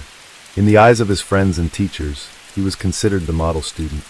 Wu Jiang was born into a civil servant family in Beijing, with his father working as a logistics officer in a government agency. After his parents divorced when he was 2 years old, Wu Jiang mainly lived with his grandmother and father in Xuanwu District, Beijing. The divorce of his parents greatly affected his childhood. As he grew up, the absence of maternal love made him fear when others mentioned his family. In 2003, Wu Jiang was admitted to the Foreign Languages Department of Beijing University of Technology. With his outstanding academic performance, he quickly stood out and became the head of propaganda for the university's student union. Although he grew up without a mother's love, his father and grandmother took good care of him, giving him a monthly allowance of 600 yuan. When Wu Jiang was in his second year of university, his father saved up and bought him a Futsong car worth over 100,000 yuan as a reward. At that time, it was very rare for university students to own a car, so his silver-gray Futsong attracted a lot of attention. Many people assumed that Wu Jiang's father was either a senior official or at least a wealthy person. Moreover, with a reputation of being a Beijing native, Wu Jiang became the ideal boyfriend in the eyes of many female classmates, despite not having outstanding looks. Wu Jiang did not explain himself in response to his friends' compliments. However, his encounter with Zhu Yu completely changed his life. During an outdoor group activity organized by the university, Wu Jiang and his classmates were busy moving desks to the playground. At that moment, a girl suddenly patted him on the shoulder and called his name from behind. Wu Jiang instinctively turned around and saw a beautiful girl. The girl introduced herself as knowing Wu Jiang and said her name was Zhu Yueping, a fellow student from the English department at their university. This marked the beginning of Wu Jiang and Zhu Yueping's acquaintance, but they did not develop a close relationship at the time. It wasn't until the second semester of 2004, when the university organized a long-distance running competition, that they both happened to be on the same team. After the competition, the school hosted a light meal, and the two ended up sitting close to each other again. During the meal and conversation, Wu Jiang and Zhu Yueping exchanged phone numbers. However, they only occasionally called or texted each other and did not develop a romantic relationship. In his first and second years at university, Wu Jiang consistently ranked among the top students. He not only earned various awards and scholarships, but was also approved to join the Communist Party of China. As for Zhu Yueping, she was lively, dynamic, and also one of the top students in the English department. Like Wu Jiang, she had won scholarships and worked as reporter for the school newspaper. The two began to stay in close contact in June 2005. At that time, Wu Jiang often drove the Futsong car his father had given him to school. Despite having a car, he remained enthusiastic. If any classmates needed a ride to class, or if it was on his way home, he was always willing to help. He was especially eager to assist beautiful friends like Zhu Yueping. Whether it was going out to eat, watching movies, shopping at malls, or hanging out, Wu Jiang had almost become her full-time driver. On July 19, 2005, he drove Zhu Yueping to Tianjin for a trip. When they stopped near a tourist attraction to buy a map, they returned to find the car window smashed and Zhu Yueping's handbag missing. Besides money and belongings, the handbag contained many important documents and papers, leaving her on the verge of tears. Wu Jiang calmly comforted her while calling the police, and they quickly caught the thief. Recovering her handbag, Zhu Yueping was so overjoyed that she cried and hugged Wu Jiang, feeling he had handled the situation well. At that moment, they officially confirmed their romantic relationship and started dating. After returning to Beijing, they became more comfortable with each other. During the summer break, besides shopping and dining, the couple even stayed together at a hotel for a few days. When night fell, Zhu Yueping often went to bars and nightclubs with a group of friends, both male and female. This made Wu Jiang unhappy, and he seriously told her not to hang out with other male classmates. Hearing this, she felt displeased and scolded her boyfriend, saying, "I'm happy with my life right now. Why are you interfering?" Wu Jiang believed that as her boyfriend, it was natural for him to not want her to go out with other guys. Unable to find common ground, they decided to break up. However, just a few days later, Zhu Yueping texted him to apologize.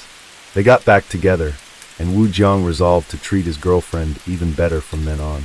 In October 2005, the couple officially introduced each other to their parents. Wu Jiang's father was very pleased with his son's girlfriend and welcomed her warmly and enthusiastically. Zhu Yueping's parents initially did not approve of their daughter dating while still in school, but after learning that Wu Jiang was a class leader and a good person, they agreed. With the support of both families, the young couple felt very fortunate. However, this was just the beginning of their challenges. According to Zhu Yueping, the belief that when a man is with a woman, the man should spend money was absolutely correct. Since she was Wu Jiang's official girlfriend, she felt it was only natural for him to cover their expenses. Wu Jiang's father gave him about 600 yuan per month to cover his living expenses. Before buying the car, his monthly expenses were around 400 yuan, allowing him to save 200 yuan each month. After 2 years of university, he had saved over 2,000 yuan. However, since buying the car, especially after dating Zhu Yueping, his savings quickly ran out. In the first month of dating, he spent all the 2,000 yuan he had saved. Compared to Wu Jiang, Zhu Yueping was financially better off and had developed a habit of extravagant spending. Believing that her boyfriend was wealthy and that his father worked for the government, she spent even more lavishly. After spending all 2,000 yuan, Wu Jiang had to ask his grandmother for another 1,000 yuan, but it was gone in just a few days. Not wanting to lose face in front of his girlfriend, he had to borrow money from friends, accumulating debts of up to 6,000 yuan. However, this amount was nothing compared to his girlfriend's extravagant spending habits. What happened next forced Wu Jiang to taste the bitter reality of loving a materialistic girl. In October 2005, Zhu Yueping unexpectedly discovered that she was pregnant and informed her boyfriend. After a long discussion, their only solution was to find a hospital for an abortion. But at that time, Wu Jiang was not only broke, but also heavily in debt. In desperation, he thought about his Futsong car and secretly pawned it at a used car market for 60,000 yuan. When she found out that her boyfriend no longer had a car, she refused to meet him, not wanting to date a poor man. Wu Jiang had no choice but to use the money from selling the car to rent one and buy clothes to please his girlfriend. After his father found out, he spent money to redeem the car for his son. Seeing that her boyfriend had a car again, she agreed to get back together, and they resumed going out everywhere. However, since he had little money, he could no longer spoil his girlfriend as before. Seeing this, Zhu Yueping showed dissatisfaction and complained that he was stingy. A girl only wants to find a wealthy husband. If you can't meet my basic needs, we shouldn't be dating, she declared. But at that time, Wu Jiang was so deeply in love with her that he couldn't agree to break up. Seeing news reports about people making money by buying lottery tickets, he decided to try his luck. However, despite spending a lot of money on lottery tickets, he never won anything. The couple often argued over money, and on several occasions, their conflicts escalated to the point where Wu Jiang angrily grabbed his girlfriend by the neck until she cried for help. To keep the woman he loved, he thought about his father's suburban house, which was being rented out and worth several million yuan promised to him after marriage. When Zhu Yueping learned that her boyfriend had a house, her eyes lit up with joy. She even suggested they move in, since it was close to their school. Later, she pressured him into buying furniture and appliances to furnish the house. However, what Wu Jiang did not expect was that at the beginning of 2006, his father suddenly decided to remarry. Moreover, his young stepmother was pregnant, and the promise of the house changed instantly. Wu Jiang's father planned to move in with his new wife to prepare for their second child. Seeing his father find happiness after over 20 years of being a single parent, Wu Jiang was happy and fully supported their relationship. But when he informed his girlfriend, Zhu Yueping became furious. She cried bitterly, insisting that the house could not be given to his stepmother. Zhu Yueping believed that in the future, the stepmother would take the house for her own child, leaving her boyfriend homeless. "Why are you so useless? How can I marry such a useless man?" she scolded her boyfriend. Although Wu Jiang didn't care much about the house, after hearing his girlfriend's words, he began to feel that if his father had a new love, he would no longer love him. Because of this, he went home to ask his father for the house, leading to a heated argument between them. Since the suburban house was rented out until April 2006, Wu Jiang's father planned to move in once the lease expired. Upon learning this, Zhu Yueping immediately suggested that her boyfriend move into the house before then. "Let's move into the house quickly and claim it first." "Your father won't be able to kick us out," she said. The young man found himself caught in a between his father and his girlfriend.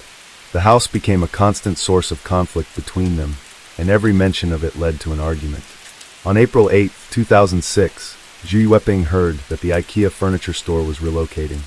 She called her boyfriend to go to the store and buy furniture, cookware, tables, chairs, and bedding because of the discounts. After bringing the items home, she still felt they were insufficient and wanted to go back for more, but the store had already closed. Around 8 p.m. that evening, Wu Jiang drove back to school and parked in a lot near the School of Economics and Management. The two sat in the car talking.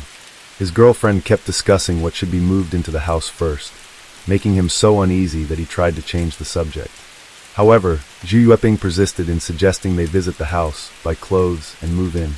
"Why are you so fixated on that house? Sooner or later, it will belong to my father and stepmother. Besides, I just spent over 2,000 yuan on clothes last week," he complained. Hearing this, Zhu became furious, insisting that if they didn't take the keys and move in first, his father would take back the house. "Aren't I just looking out for you? A stepmother and a younger brother. They will take that house away from you," she argued sharply. Hearing these words, he grew even angrier, feeling that his girlfriend had touched a nerve regarding his family and insulted his father. "Why are you so eager to take over that house?" When he said this, Zhu Yueping was momentarily stunned. After a brief silence, she pretended to reconcile and suggested getting intimate with him in the car. However, just as they were about to get intimate, she suddenly said, "After this, let's go see the house." Wu Jiang felt his blood rush to his head. His girlfriend's constant talk about the house made him furious. In an instant, he was overwhelmed by despair, feeling that all his love for her had been in vain. A strong sense of disgust and hatred toward Zhu Yueping erupted in Wu Jiang's heart. He strangled his girlfriend with his hands. Zhu Yueping had no time to react, and within minutes, her face turned purple, and she lay motionless. Seeing her lying still, he panicked, not knowing what to do. He dressed her and covered her with a newly bought quilt from the trunk. He then drove along the Beijing-Shenyang expressway. Before the incident, they had planned to go to Beijing, so he drove his girlfriend in that direction during the night. However, after refueling, Wu Jiang got lost and decided to drive back to school. Early in the morning on April 9th, he aimlessly drove on the highway again, before finally leaving the car in the Oriental Plaza garage on Wrongful Street. For the next 3 days, he wandered the streets like a soulless zombie. He considered following his girlfriend to the afterlife, but ultimately couldn't go through with it because he still worried about his father and grandmother. At that moment, his friend Zhao Liang called him. Hearing Wu Jiang's unstable voice, Zhao took him back to the dormitory. However, when they arrived at the dorm, Wu Jiang suddenly whispered in Zhao's ear, asking what would happen if someone killed their girlfriend. Zhao Liang was shocked by the bizarre question. Before he could react, his best friend admitted to strangling Zhu Yueping and leaving her in his car. After saying this, Wu Jiang left the dorm without looking back. Doubting his friend's confession, Zhao Liang searched everywhere, but couldn't find any trace of Zhu Yueping. It was only later that he called the police to report it, and learned they had already found the girl's body. Knowing Wu Jiang was the culprit, Zhao Liang confessed everything, and pleaded with the police to give his friend a chance to turn himself in. However, since Wu Jiang could not be found, the surrender attempt failed, and he was finally arrested by the police on the evening of April 13th. In the victim's room, the police found a diary that revealed many important details. In an entry dated April 1st, 2006, the victim wrote, "Why am I so unlucky to have met such a poor and terrible man? I was deceived by him." Another entry indicated her materialistic mindset. "He always lies and boasts about how good his family is, but in reality, his situation isn't even as good as mine. I despise men like him and feel disgusted by him." In court, Wu Jiang admitted to all his actions and apologized to his family and the victim's parents. "I feel like she was with me not for love, but simply as a transaction." He explained his motive for killing his girlfriend. In the end, Wu Jiang was sentenced to a suspended death sentence with a 2-year reprieve. This sentence is often commuted to life imprisonment after 2 years if the convict does not commit further serious offenses. Many people felt pity for Wu Jiang, a student with a bright future, who ruined his life in a moment of recklessness. On the other hand, some also criticized the victim for being too materialistic. Although Zhu Yueping knew her boyfriend wasn't wealthy, she stubbornly stayed with him in hopes of securing the house. It was her insatiable greed that ultimately led her to tragedy. The case of the 22-year-old female student murdered by her boyfriend over his father's house has now come to an end. Case 7. A British millionaire and his Thai wife were found buried next to a duck pen on their family farm, shocking the community. Strangely, their assets remained intact, with the only missing item being a newly purchased pickup truck. Upon reviewing CCTV footage, police discovered two strangers breaking into the farm, one of whom drove the pickup truck away before disappearing. The case hit a dead end, until a neighbor provided a shocking statement. When the culprit was revealed, locals were stunned, as the suspect was known as a kind-hearted person who regularly visited temples. So, who murdered the British millionaire couple, and what grudge did they have against them? Let's uncover this horrific crime. This true crime took place in Phrae Province, northern Thailand. On September 19th, millionaire couple, Alan Hogg and Nod Sudan, had scheduled a meeting with friends in Chiang Mai. However, when the couple failed to show up at the meeting and could not be reached by phone, suspicion arose among their friends. A British national, Alan Hogg was known for always being punctual at social gatherings. If he couldn't attend, he would certainly notify his friends several days in advance, so they could adjust their plans. After waiting for several days, with no sign of Alan and his wife, and with phone calls ringing but unanswered, the group of friends became increasingly concerned. Suspecting something had happened to the couple, one friend volunteered to visit their villa in Phrae Province to check on them. Arriving at Alan's large farm in Phrae, on September 23rd, the friend searched the house, but found no trace of the couple. Inside, Alan's phone was still charging, and clothes and luggage remained untouched, indicating the couple hadn't left the house. The friend also noticed the pickup truck was missing from the garage.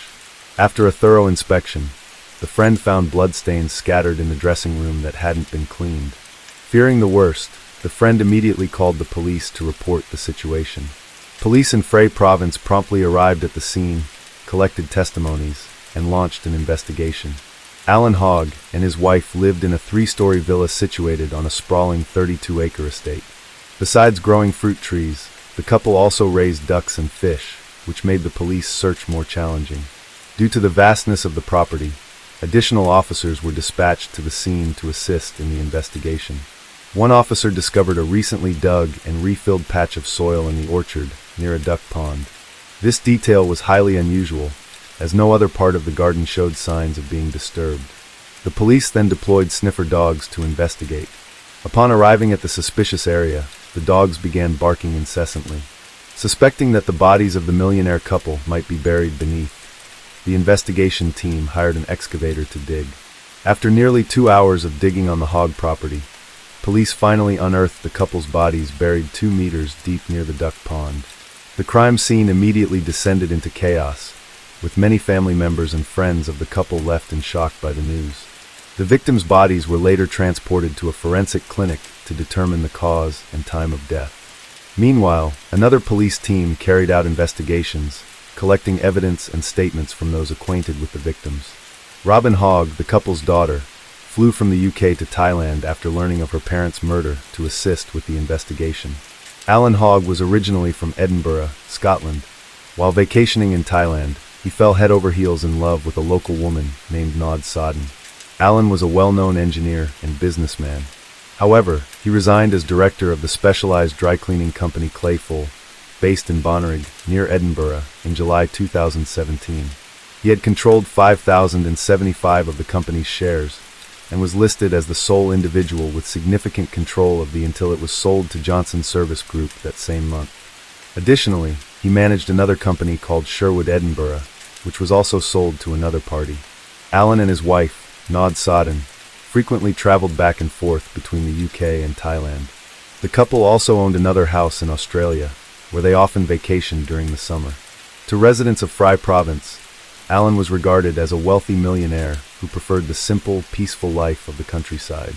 Since 2014, the couple had officially settled in Thailand and built a 3-story home on their expansive property, complete with a swimming pool and a poultry farm. The brutal murder of Alan Hogg and Nod Sudan, whose bodies were buried in their garden, shocked the small rural community in northern Thailand. Since the case involved a foreign national, Thai police faced significant pressure to identify the perpetrator. Forensic results revealed that Alan died from 2 gunshot wounds, while Nodsaden was killed with a wrench. The couple's time of death was determined to be around September 18th, one day before their scheduled meeting in Chiang Mai. The fact that the killer buried the victims on their own property made police suspect the perpetrator was someone they knew. Unable to move the bodies elsewhere, the murderer likely decided to bury them right next to the house.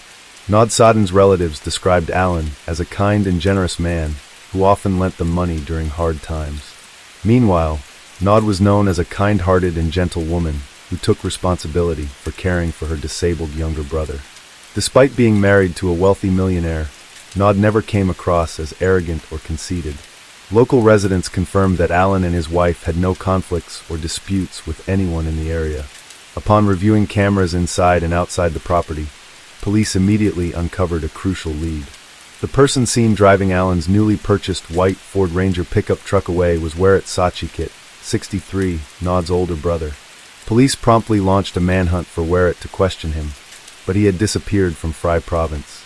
When locals learned that Sachikit was the suspect police were pursuing, many expressed doubt, as he was known as a kind man.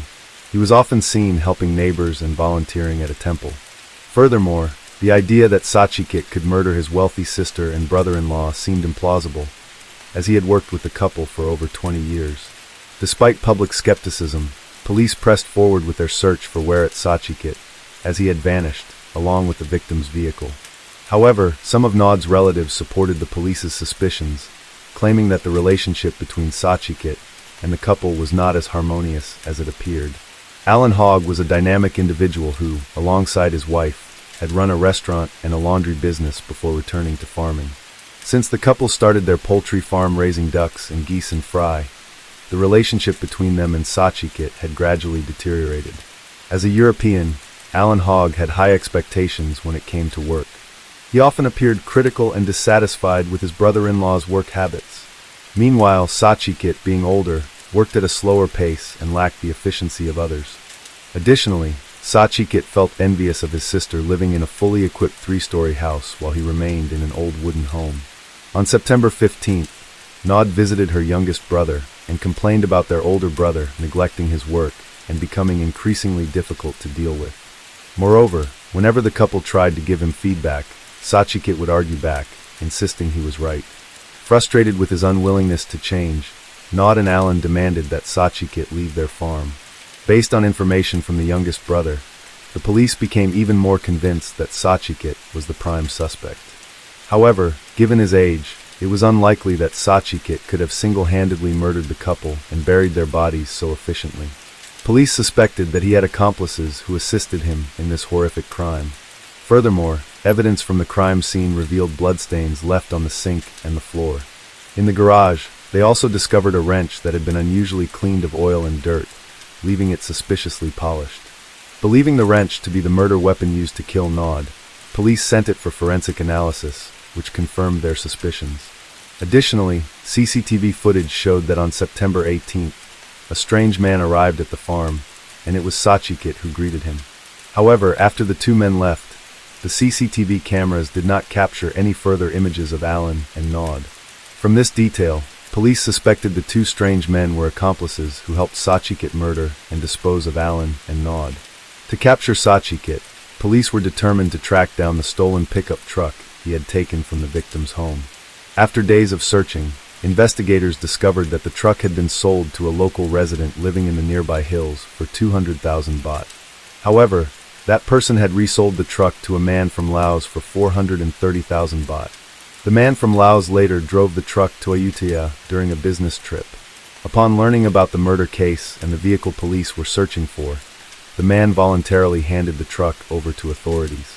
After recovering the vehicle, police also arrested Sachikit. However, to their surprise, he denied killing his sister and brother-in-law. Sachikit insisted that he had no involvement in the deaths of his sister and her husband. Without concrete evidence, and with CCTV only capturing Sachikit driving away, police were unable to detain him. After Sachikit was granted bail, police were forced to release him. The case hit a dead end, leaving police extremely concerned about their inability to apprehend the killer. Since the truck had been bought and sold multiple times, it was difficult for police to identify fingerprints on it. Amid the stalemate, a police officer suggested monitoring Sachikit's movements, as he remained the prime suspect. While one team followed Sachikit, another continued to search the crime scene for additional clues. At this point, a neighbor named Suma Utpaman, 50, unexpectedly appeared at the police station. No one could have predicted that this testimony would lead to the easiest capture of the culprit. Suma hesitantly admitted that, prior to the murders, War Sachikit had approached him for help in killing Alan Hogg. However, upon learning that Sachikit also intended to kill his own sister, Suma immediately refused. Still, Suma accepted 25,000 baht from Sachikit and introduced him to two strong men to carry out the heinous act. The two men Suma introduced were Pia Kamsai, 63, and Kittafong Kamwan, 24. After hearing Suma Utpaman's testimony, police immediately arrested him for aiding the crime and sent officers to apprehend the three suspects. Suma agreed to testify as a witness in exchange for a lighter sentence. With a cooperating witness, police quickly raided the suspects' homes and successfully arrested all three perpetrators. Waru Sachikit eventually confessed to all charges, admitting that he was the mastermind behind the murders of his sister and brother-in-law. He revealed that he had hired Pia Kamsai and Kittafong Kamwan for 50,000 baht to murder Alan Hogg and his wife, Nad Sudain. Police Chief Sampat Praputsa, the officer leading the investigation, ordered the three perpetrators to reenact the crime at the scene. Pia Kamsai confirmed that at around 6 p.m. on September 18, 2018, he and Kittafong were led into the farm by Sachikit. Pia was instructed to go to the back garden, where he found Alan feeding the ducks and shot him twice, killing him. Meanwhile, Kittafong found Nad in the kitchen, covered her mouth, dragged her to the garage, and pinned her to the ground. Sachikit then used a wrench to strike his sister on the head repeatedly until she died. The three murderers then dragged Nad's body to the duck pen, near where Alan had been killed. They used a pickaxe, shovels, and Alan's small excavator to dig a 2-meter-deep hole and push the couple's bodies into it. After finishing the job, Sachikit took the family's Ford Ranger truck and sold it. Based on the trio's testimony, police recovered the gun used to shoot Alan, which they had thrown into a creek between Wang Chin District and Long District. Whereat Sachikit confessed that he and his brother-in-law, Alan Hogg, had disagreements over how the farm was managed. Sachikit had been well loved by his sister, Nad, who allowed him to build a small wooden house on the couple's expansive property.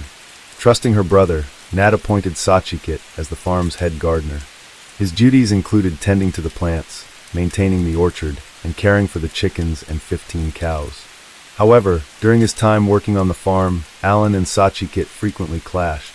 When Sachikit learned that the couple intended to evict him from the farm, he became furious.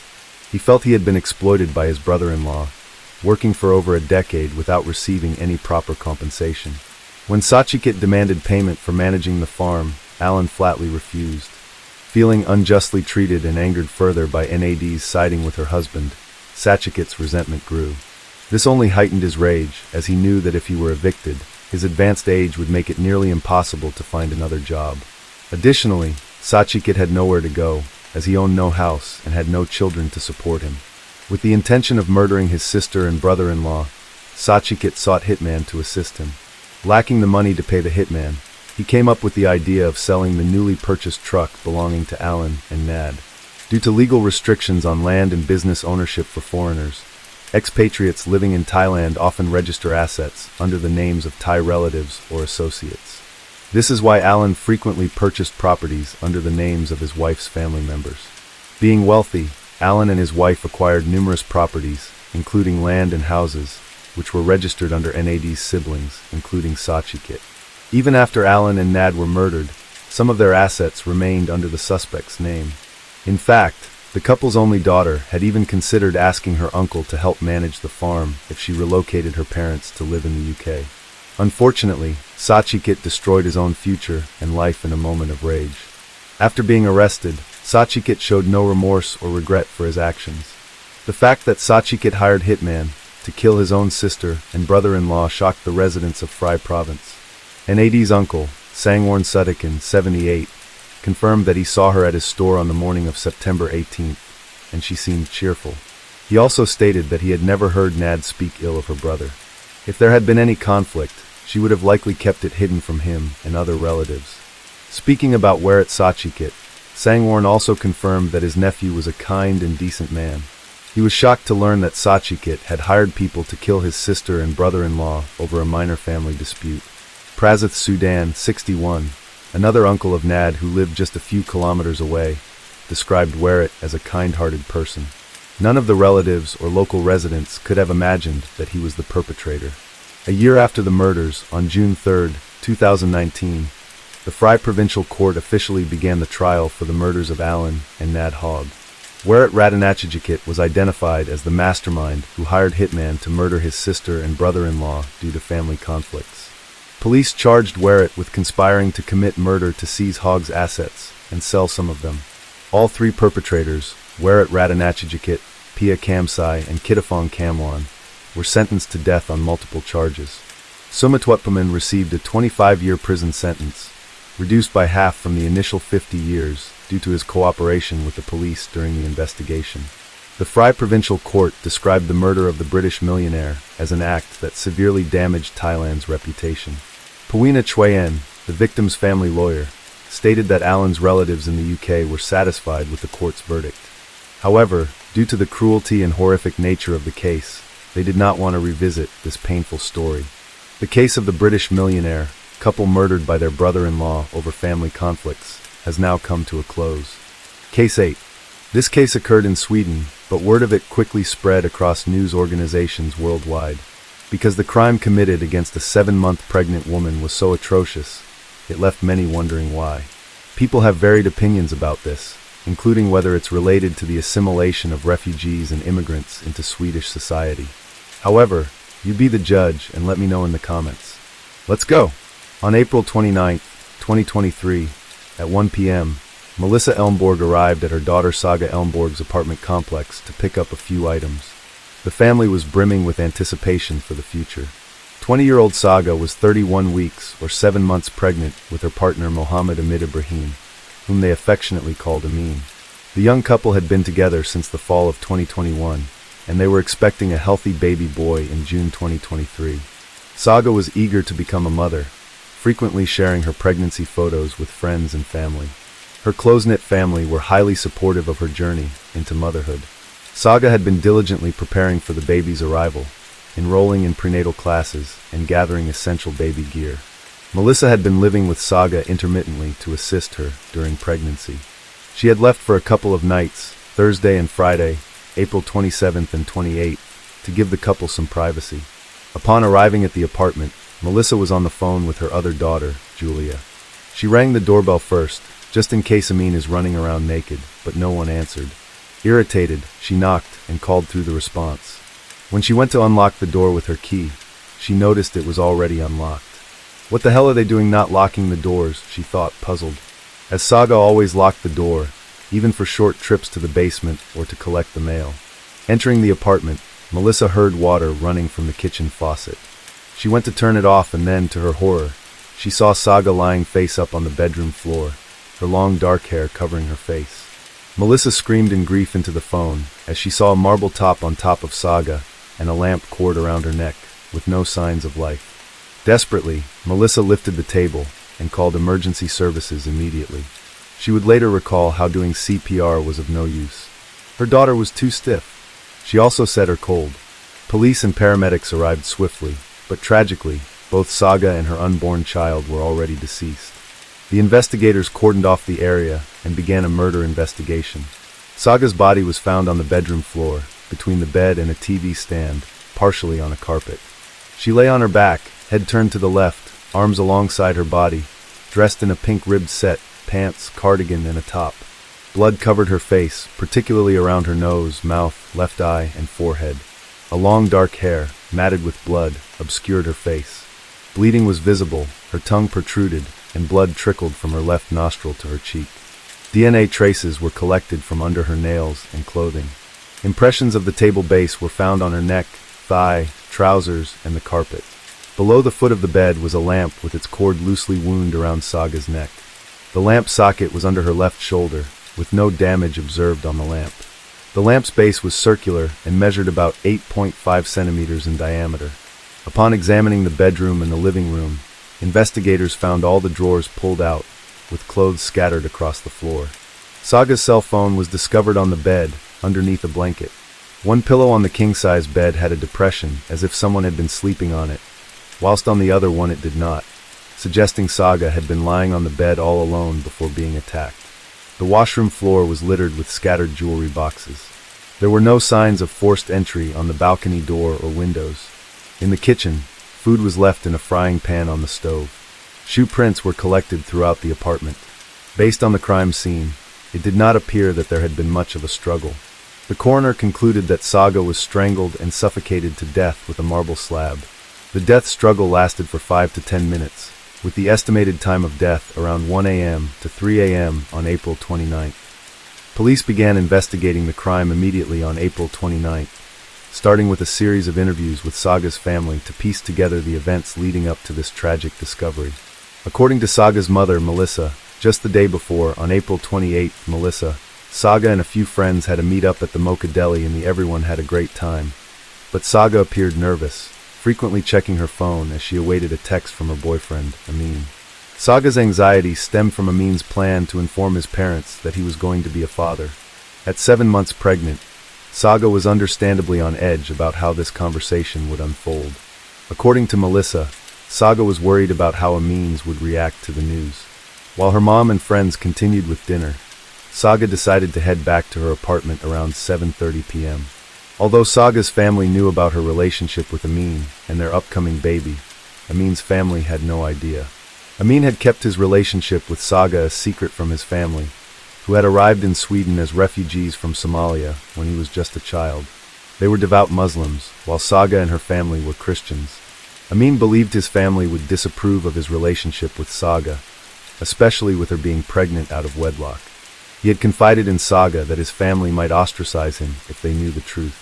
Rumors circulated that Amin had been seeing other women while in a relationship with Saga. When Saga discovered she was pregnant, Amin initially tried to persuade her to have an abortion, fearing the repercussions from his family. Saga, however, was determined to keep the baby, saying she could raise the baby on her own if necessary. When she announced her pregnancy to her family in October the previous year, they were happy and willing to support her decision. Her grandmother shared some wisdom with her to think through how this would work for her and her baby, given her current financial situation, and whether her boyfriend was willing to take the next step and support them as a family. She also raised her concern with Amin's culture being very different than their Swedish upbringing. Over time, Amin seemed to accept the pregnancy and even agreed to move in together with Saga in a new, larger apartment on May 2nd, 2023, with him covering the rent. Melissa noted that, despite Saga and Amin being together for almost 2 years, she had only met Amin 3 times. This was surprising, given that their daughter was 7 months pregnant with his baby at the time of her death. Melissa also recalled overhearing a phone conversation between Saga and Amin, where Saga confronted Amin after a woman called Diana claimed Amin had asked her to kick Saga's belly to induce a miscarriage. Also, when Diana spoke to her daughter, she said she was sleeping with Amin. Amin managed to calm Saga down, convincing her it wasn't true. Given this story, when Melissa discovered her daughter's murder, she immediately urged the police to question Amin. The police first established a timeline of events. On April 27th to 28th, Amin took sick leave from work. On April 27th, Amin spent the afternoon and evening at Saga's home. Saga had given him an ultimatum to inform his family about their relationship, the move, and her pregnancy. On April 28th, Saga also called in sick from work. Amin was supposed to tell his family about their relationship that day at 10 p.m., when his mom would return from work. Amin was then to come and update Saga directly at her apartment that evening. She expected him around 11 p.m. and was messaging him nervously all day. Her anxiety was noticed by her mom and her friends during the deli. The police discovered that between 11:13 and 11:15 p.m. on April 28th, Amin wrote a message to Saga stating that he would not tell his parents about her and that they wouldn't move in together because he couldn't lose his family. However, he never sent the messages. These facts established Amin as a primary suspect, suggesting a motive for the crime. Instead of telling his family as he claimed he would, he went over to Saga's place. The question was, what happened there? Was it an escalation or a premeditation? Interestingly, police learned that Amin's mom had returned home far earlier than 10 p.m. that day, arriving at 3 p.m. Did Amin already speak with her when Saga was messaging him all day? Or did he fail to muster the courage to tell her at all? Or was this all a ruse to string Saga along with no intention of following through? The police confronted Amin and took him in for questioning. The key updates from the interrogations are as follows. When initially informed about a murder that happened at an apartment in Kungsgatan 36B, which was Saga's apartment, Amin remained calm and even joked around with the detectives. They found it strange that he didn't mention anything about his girlfriend living at the address, pretending not to know the location at all. He did ask who died there, and then strangely questioned the police about how he could possibly kill someone the previous day. When informed that a woman, Saga, was murdered, Amin immediately claimed he was not responsible for her death, stating he had an alibi for the night, and that he last saw her the previous day on April 27th, which contradicted his earlier display of ignorance of the location. Due to this strange behavior, contradicting statements, and the accumulating evidence pointing to him as the primary suspect, police arrested Amin and placed him in custody. Fast forward a few months, and Amin was on trial for the murder of his heavily pregnant girlfriend. The prosecution presented compelling evidence, stating that Amin's DNA was found on the stairs near Saga's apartment door on April 29th at 7:20 p.m. This evidence was significant because the tracking dog, Amina, traced the scent and is known to detect scents only up to 24 hours. This strongly suggested that Amin was present at Saga's apartment on the 28th, contradicting his claim of not being there. The defense objected to this evidence, arguing that the tests were conducted outdoors. However, Inspector Hannah Hockstrom testified that the difficulty level for the dog remained the same regardless of being indoors or outdoors. Prosecutor Elizabeth Anderson stated that Amin killed his girlfriend by, quote, suffocating and strangling her through pressure on her neck, impacting her trachea and the blood supply to her head. Amin entered her apartment using the spare key while Saga was asleep on the bed, as indicated by the depression on the side of the pillow. He attacked her, and they ended up on the floor besides the bed. Initially, he likely used the but then dragged the 30-kilogram or 66-pound marble tabletop and jammed it against her throat, suffocating her with his weight. As Saga was heavily pregnant, she would have struggled to get up under the crushing weight of the table, which left impressions on her neck and thigh. It's estimated she struggled for about 5 to 10 minutes before succumbing. Amin then staged pulling out drawers in the room and scattering jewelry on the floor to simulate a robbery. In court, Amin claimed that Saga might have been killed by a gang searching for drugs. He alleged that he had received a bag containing a large amount of money and other illegal items, and he had previously used some of the contents, which would have infuriated them. When confronted by the gang, he pointed them to Saga's apartment, but they didn't know he had used some of the contents. He claimed the gang must have broken into Saga's apartment and killed her when they found some of their property missing. However, this story was inconsistent with the district court's findings. If Amin feared the gangs, he wouldn't be living openly and freely in his own residence. There were also no leads, DNA, or forensic evidence linking these alleged illegal items to the crime. And if such property existed, only the killer would know exactly where to find it. Amin claimed Saga had no idea about this, so why was her place not ransacked convincingly? This statement worked against him, as it proved only the killer would know precisely where the contraband was. It appeared more likely that Amin fabricated the story, as his friends Samir Taleb and Abdi swore under oath they were unaware of any gang affiliation of Amin. Amin's DNA was found on Saga's clothes and under her left nails. Amin claimed they had sexual intercourse on April 27th, explaining the presence of his DNA due to their passionate encounter throughout the apartment. He claimed he never visited her apartment on the 28th. Additional circumstantial evidence used in the trial included phone records from November 2022 showing that Amin did ask Diana Hussein to kick Saga's belly to induce a miscarriage. Amin's cell phone records also showed that he had Googled, quote, "Can fetuses die from kicking?" One of the most revealing details came from examining the text messages exchanged between Saga and Amin on the day she was murdered. Saga tries to cheer him up before his meeting with his family. He says, "Feels like I can almost feel my heartbeat all the way down to my stomach." Voila! Saga says, "Just take it easy, it'll be fine, babe, talk to me." After a while he responded again, saying he had told one person, and they took it in stride. However, according to the prosecutor, there was nothing in the investigation to indicate that Amin told his family about Saga that evening. Saga's last message was sent shortly after midnight on April 29th. "Baby, talk to me." It's alleged that Amin's cell phone was already turned off, and he was on his way to her apartment to end her life. After a trial that garnered much public interest in Swedish society, Muhammad Amin Ibrahim, or Amin's fate rested in the balance. The prosecutors reasoned with these facts. Amin had been found to have motives to get rid of both his relationship and his unborn son. No one else is suspected to have a motive to harm Saga. Because the apartment showed no signs of forced entry, the locks were intact, and there were no signs of break-in. There's no reason to believe that Saga would let anyone in easily, especially as it was near midnight. It had to be someone familiar to her. Amin had a set of keys to her apartment, so he could have also entered by unlocking the door. There were no signs of a struggle that left an impression on the furniture or otherwise on the apartment, suggesting Saga was caught off guard by someone familiar to her like Amin. The DNA found in the stairwell by the sniffer dog also pointed to the fact that Amin was at Saga's apartment on the 28th, and not just the 27th, strongly suggesting Amin was the one who carried out the crime. Amin's semen was found on the clothes Saga wore when she was murdered and both front and back of the body. This led to debates in court on whether Saga showered recently or if she was wearing unwashed clothes.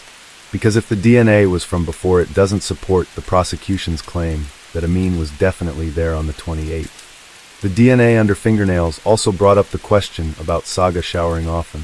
Her mom attested that she showered at least once a day and washed her hands often, especially as she was pregnant and did not want to fall sick. Had Amin only been there on the 27th, there would have been ample opportunities to wash off his DNA under her fingernails. The morning after the murder, Amin deleted Saga from Snapchat and deleted the last day's text messages and calls from Saga, but they were still retrieved. This clearly suggested that Amin was trying to cover his tracks before the police even spoke to him. Saga's phone activities the day before her death were clearly obtained, but Amin's were a different story. On April 28th at 8 p.m. her cell phone connected to a telephone tower near her residence and remained there consistent with her returning and staying home. She seemed to use her phone constantly between 12:53 a.m. on April 29th, but then her activity ceased. Before this, Saga's phone showed several attempts to contact Amin and interactions with his friend Samir, trying to get him to contact Amin. On the flip side, Amin's phone and his alibi for the night led to some shocking revelations. Amin claimed that he was sitting in a car with his friend Amir, and Amir was occupied in a long phone call, but examining this in detail revealed a very different picture. From 12:22 a.m. to 1:57 a.m., Amin's phone was left unused, and he received a call from his friend Samir at 12:28 a.m., but it was unanswered. Saga had asked Samir to check up on Amin. At that precise moment, the phone signal placed it near Saga's address, which is contradictory to Amin's statements that he was far away with his friend Amir. Also, detectives found it implausible that he was just sitting in the car next to his friend and not using his phone at all. The time that his cell phone was unused coincided with the time it is unaccounted for in his alibi, providing the opportunity he had to commit the murder between the window of 12:28 a.m. to 3:30 a.m.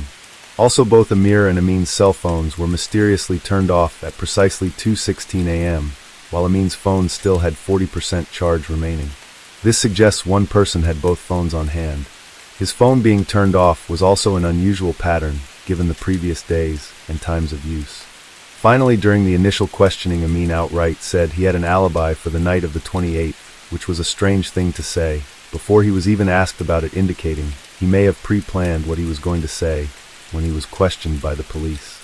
Despite the lack of clear direct evidence in this case, the circumstantial evidence was considered strong enough to assess the case in its entirety, but some were hopeful that the lack of direct evidence could not prove without a reasonable doubt that Amin was guilty of the crime. The one piece of evidence that seems unanswered was the footprint found in Saga's apartment that did not match Amin. Nevertheless, this does not rule out Amin being there on the 28th. Amin completely denies any wrongdoing. "Yes, I have been in denial for 9 months, now," he said in one of his last interrogations, and meant that he loved Saga. Also, the investigation into Amin's fears that his family would disown him for dishonoring the family name was found to be inconclusive. In short, no evidence seems to indicate the family was even aware of his expectant girlfriend, and that he had told them they would move in together a week later. It's likely Amin made up this excuse hiding behind his religion and Somali heritage, and we'll never know if his family would welcome their baby and Saga with open arms into their lives. Swedish court chairman Lars-Gunnar Lund stated this is an honor-related crime, and the Swedish police even defined their version of this type of crime. According to the prosecutor Muhammad Amin Ibrahim, lived in an honorable context of his own definition, where he was not allowed to be with, quote, white women.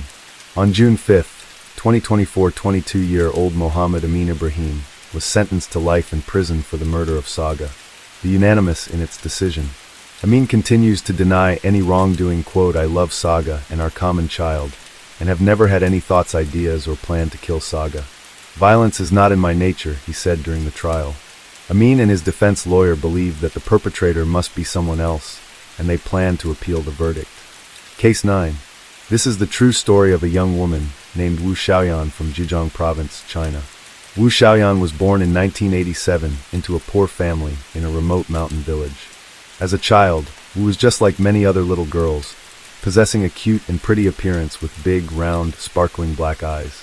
Since her parents were farmers, she often helped her father with farm work, and the neighbors praised her for being a well-behaved and understanding child.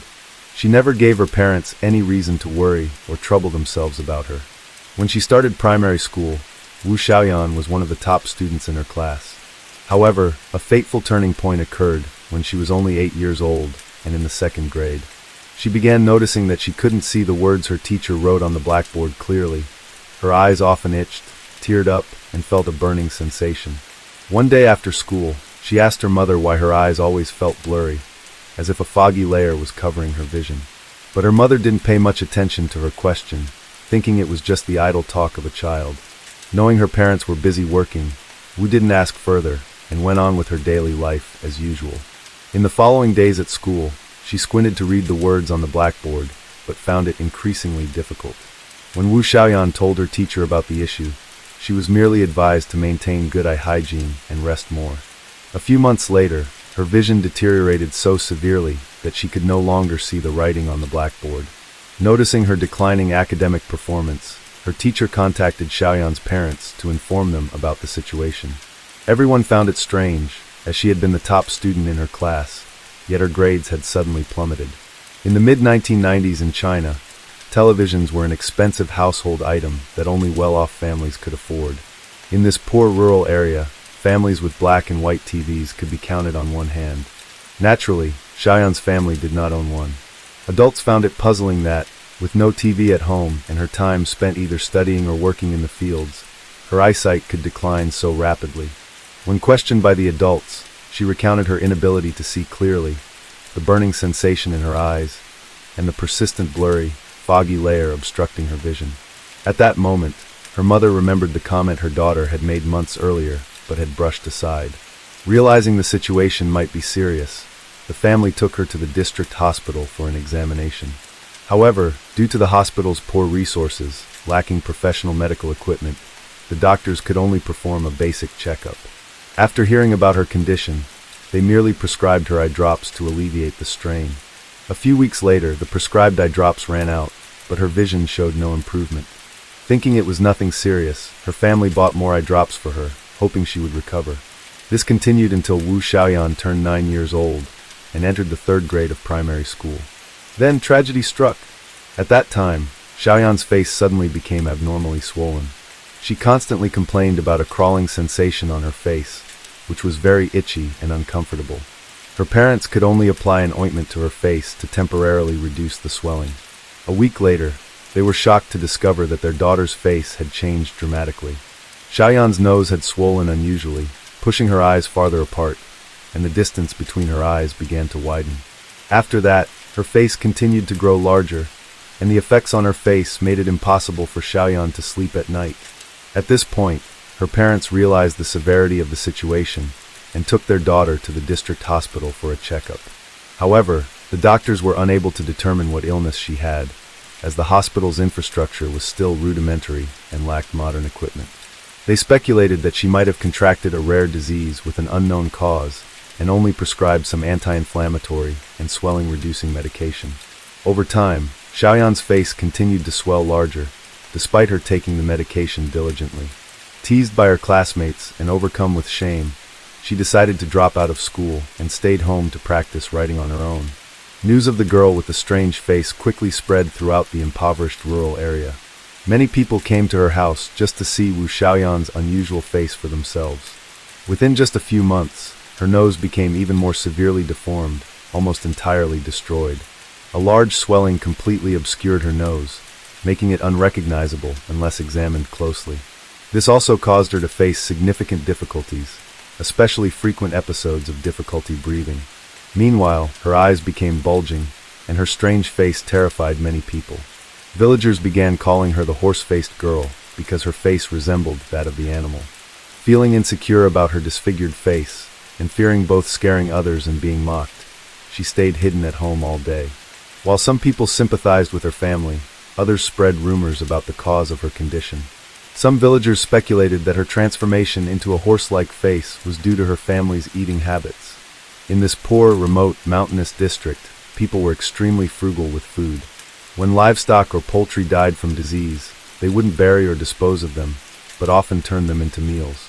Wu's family was no exception. They frequently used sick or dead pigs, chickens, and ducks as food to improve their household's nutrition. Upon hearing this, Xiaoyan's parents became worried, believing that their daughter had eaten contaminated food, which might have caused her illness. From then on, the family changed their daily diet. In addition, following advice from some villagers to use traditional Chinese medicine, her grandparents decided to try it. They searched for various strange folk remedies, ground them into pastes, and applied them to their granddaughter's face. However, Xiaoyan opposed this method because the paste caused a burning sensation and extreme pain on her face. Seeing that this approach wasn't effective, her grandparents then forced her to drink herbal medicines to treat her condition. After a period of using her grandparents' folk remedies, her face not only didn't improve, but swelled even more. To treat her, the family could only go to the hospital to get anti-inflammatory and pain relief medication. Over time, rumors about the horse-faced girl spread further across the district. Some malicious individuals even claimed her family was cursed and that the gods had cast a spell on their daughter. They speculated that the Wu family had offended the gods or that someone had cursed their only daughter as an act of revenge. Xiaoyan had once been the pride of her family, and her parents had high hopes for her bright future. Believing that their granddaughter was being punished by the gods or harmed by an evildoer, her grandparents suggested the family invite a shaman to perform an exorcism. Her parents spent a large sum of money on a cleansing ritual for their daughter, hoping her face would return to normal. However, contrary to their belief, Xiaoyan's face remained unchanged. Knowing her strange illness was causing her family so much worry and sorrow, Xiaoyan's temperament also changed. She began locking herself in the house every day, never stepping outside. To help her feel less uncomfortable, her parents removed all the mirrors from their home. Even so, she still felt uneasy inside and envied her peers, who could go to school and play games like hide-and-seek together. And so, Xiaoyan spent years confined to her house. Although there were no mirrors in her room, she could still feel with her hands that her face had continued to swell even more. As years passed, Xiaoyan grew into a young woman.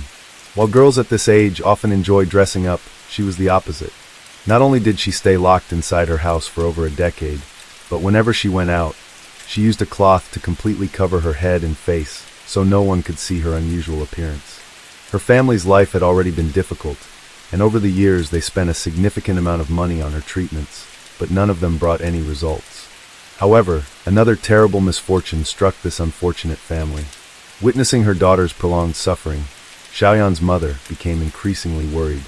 She worked both on the farm and took on extra jobs in hopes of earning enough money to take her daughter to a major city for medical treatment.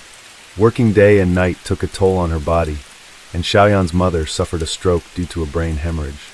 Although she was rushed to the hospital in time and her life was saved, she fell into a vegetative state. This placed an even greater burden on Xiaoyan's father, Wu Lirong. He now had to bear the cost of his daughter's treatment, as well as the hospital bills for his wife. Since he was often away from home working, the responsibility of caring for her mother was left to Xiaoyan. After suffering from her illness for decades, Xiaoyan had also lost her vision. To adapt and avoid relying too much on her father, Xiaoyan learned how to live in darkness. She practiced identifying objects by touch, washing vegetables, cooking, cleaning, and performing tasks proficiently. Occasionally, her cooking was too salty because she added too much salt, but her father still ate everything out of appreciation for her efforts. Even the care for her mother was done entirely by Xiaoyan to ease her father's burden. However, because she couldn't see, Xiaoyan sometimes couldn't avoid unexpected accidents. One day, while preparing a meal, she tripped over a chair and fell. The severe impact caused the large tumor on her face to rupture badly. Fortunately, it was raining that day, so her father was home. Seeing his daughter bleeding heavily after the fall, he rushed her to the provincial hospital.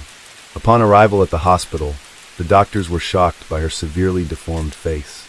After regaining their composure, they stopped the bleeding, bandaged her wound, and conducted a series of tests to identify the disease.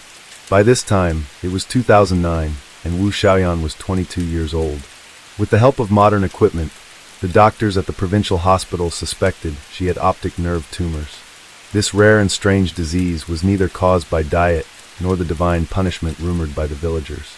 Hearing the doctor's confirmation, Mr. Wu felt as though a burden that had plagued his family for decades had finally been lifted. He hoped that his daughter could undergo surgery to live a normal life. However, Xiaoyan's physical condition at that time was far from ideal. The fall had caused her to lose 1,000 milliliters of blood.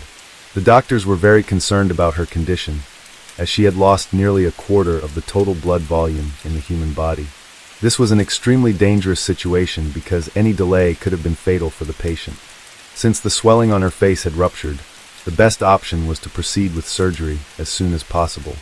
Hearing the doctor's remarks, Mr. Wu felt overwhelmed. He desperately wanted to arrange surgery for his daughter as soon as possible, but the family had completely run out of money. They were just farmers, and when Xiaoyan's mother fell ill, their expenses had suddenly skyrocketed.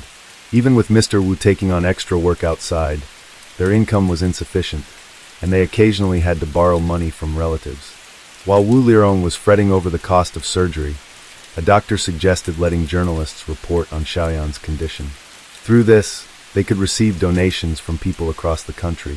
After learning about this suggestion, Mr. Wu wanted to try it, but feared that his daughter would feel ashamed if she found out. His daughter was only 22 years old, and he worried that being filmed and interviewed by many people might embarrass her because of her horse-like face. However, faced with the harsh reality of his wife bedridden from a brain hemorrhage, he had no choice but to tell Xiaoyan about going public with her story. Upon hearing this, Xiaoyan expressed her willingness to be interviewed and allowed reporters to film and make a feature story about her. Mr. Wu, knowing he couldn't afford the expensive medical costs, also agreed to be interviewed to share his daughter's life story. Once major media outlets began reporting, the news about the strange horse-faced girl spread like wildfire across Zhejiang province. The story even circulated throughout China, with numerous articles calling for donations to support the father and daughter. Some people were curious about Xiaoyan's horse face, but many expressed sympathy for her and compassion for the poor family. Within just a few weeks, over $11,000 was raised for the horse-faced girl to undergo surgery. However, when they returned to the hospital full of hope, the doctor expressed uncertainty about the surgery's success, as the chance of recovery was only 0.1 per thousand. This statement felt like a cold splash of water on the heartbroken father. The doctor at the provincial hospital suggested the father and daughter go to the Sun Yat-sen University-affiliated hospital in Guangzhou. It was a facility with many skilled doctors and advanced equipment capable of performing the surgery successfully. At the same time, Xiaoyan's story was covered by Liaoning Satellite Television, Guangzhou Daily, and other media outlets. Hundreds more people donated to the poor girl, and the family received an additional $25,000. This money helped the father and daughter embark on their journey to Guangzhou for diagnosis and treatment. In early March 2010, Mr. Wu took his daughter on a train to Guangzhou, the longest journey Xiaoyan had taken in 14 years. One day in March, a peculiar girl arrived at the outpatient building of the Sun Yat-sen University-affiliated hospital in Guangzhou. The petite girl wore a pink scarf over her head, which piqued the curiosity of both doctors and patients. When she met the doctors, she explained that she had to cover her head because she felt too ugly and feared scaring others. Hearing this, the medical staff present felt even more intrigued. With the encouragement of the doctors, Xiaoyan hesitantly lifted her scarf. Daughter, Liao Guiqing, the head of maxillofacial surgery, was shocked upon seeing the patient's nearly completely deformed face. In all his years of medical practice, it was the first time he had encountered such a case. In the middle of her face was a massive protrusion that pushed her eyes far apart, making her nose and mouth barely visible upon close examination. Her face had completely lost the proportions and contours of a normal human, resembling that of a horse. After performing a CT scan, The doctors discovered a large foreign mass in the middle of her cheek the size of an outward protruding skull, which spanned her entire face and destroyed its structure. Her eyes had been pushed to the sides of her face, leaving her blind. Her nose was flattened, resulting in the loss of her sense of smell and difficulty breathing. Her mouth had been compressed toward her chin, allowing her to breathe only with great difficulty. At the Sun Yat-sen University-affiliated hospital, doctors conducted a series of tests on the young woman. The results were surprising, completely overturning the previous diagnosis given at the Zhejiang Provincial Hospital. Wu Xiaoyan was not suffering from optic nerve tumors, but from a condition called fibrous dysplasia. This disease occurs due to a genetic mutation on chromosome 20. The gene mutation causes fibrous cells to rapidly develop and replace bone cells, creating an abnormal type of fibrous bone. When nerves are compressed by fibrous bone tissue or affected bones in the face, patients experience vision loss, bulging eyes, and other symptoms. Xiaoyan's jawbone had not calcified, but over time, the fibrous bone lengthened and accumulated on her face, forming a large swelling. She had been living with this disease for 13 years, so it had progressed to a very severe stage. The doctors presented her family with an urgent solution: surgery to remove the swelling on her face, though it carried significant risks. The surgery posed a risk of death, but if left untreated, she would continue living in misery, tormented by her illness. Xiaoyan and her father thought deeply about it, and eventually decided to take the risk and proceed with the surgery. She said she didn't care about the success rate of the operation, but only knew that it was her only hope. She didn't want to continue living as the horse-faced girl, or have to cover her face with a scarf every time she went outside. The courage and determination of the father and daughter deeply inspired the doctors. Although the surgery would be extremely challenging, the medical team resolved to do their best to minimize risks and developed a detailed plan. First, they would make an incision in the center of her face to remove the large swelling, then proceed to fix her upper jaw and forehead bones with titanium plates while pulling her chin back into its original position. Next, they would clean the nasal cavity, reposition her eyes into their sockets, and use titanium mesh to secure the eyeballs in place. Finally, the excess skin in the middle of her face would be removed and sutured according to the newly reconstructed facial contours.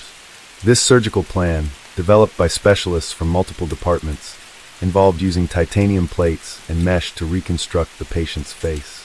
The night before the surgery, both Xiaoyan and her father were somewhat anxious. She wanted to call her mother to inform her about the operation, but her father refused. Mr. Wu Lirong didn't dare tell his daughter the truth that her mother had passed away a week before the surgery was scheduled. All the relatives decided to keep this secret, fearing that if Xiaoyan found out, she would suffer psychological shock. As expected, the surgery was intense and faced many challenges. From the very first step, blood gushed out like a stream, so quickly that even the most experienced doctors were stunned. Due to the massive blood loss, Xiaoyan's blood pressure and heart rate immediately dropped to the lowest levels. Thanks to the doctor's experience, calmness, decisiveness, courage, and meticulousness, Xiaoyan miraculously survived many life-threatening moments. After more than 9 hours, the surgery was a great success, with over 90% of the massive tumor on her face removed, weighing up to 2 kilograms. After stitching, her face was reduced to half its previous size. Her eyeballs returned to their normal position. Her nasal cavity allowed her to breathe more easily, and she could eat normally through her mouth. The only drawback was that her eyes remained blind because the treatment had come too late. The tumor had grown in the area of her optic nerves, compressing them and causing permanent blindness. After his daughter recovered, Mr. Wu finally told her the news of her mother's death. To everyone's surprise, the 22-year-old girl didn't cry but calmly accepted the news, perhaps because she had grown more mature after the life-and-death surgery. Over the next 6 months, Xiaoyan underwent 2 more surgeries, mainly to reconstruct her face to make it as normal as possible. Xiaoyan felt very proud because from now on, she could bravely go outside without having to cover her head with a scarf like before.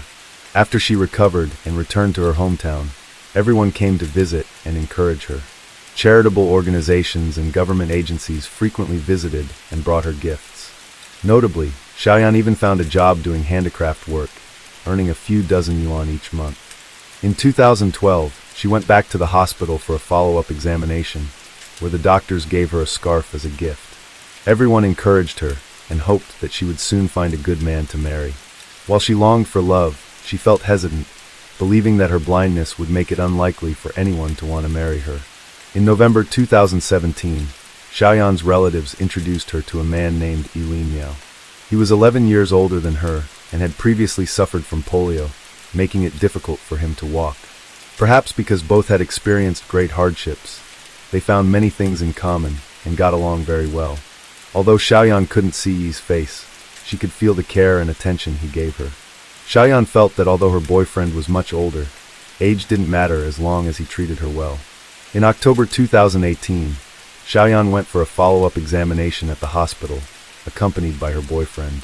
She also brought many gifts for the medical staff at the Sun Yat-sen University-affiliated hospital. They were the ones who gave her a new life, allowing her to reintegrate into society with a new appearance. The doctors told her that as she aged, the tumor would grow more slowly until it eventually stopped developing. Although the tumor wouldn't metastasize, there was still a risk of recurrence, so she would need to visit the hospital for checkups 3 to 5 times a year. Currently, Xiaoyan and Li Miao are married and have a child together. The story of the horse-faced girl, who had to cover her head with a scarf for 13 years whenever she went outside, ends here. Case 10. Nancy Marie Benac was born in Grass Valley, California.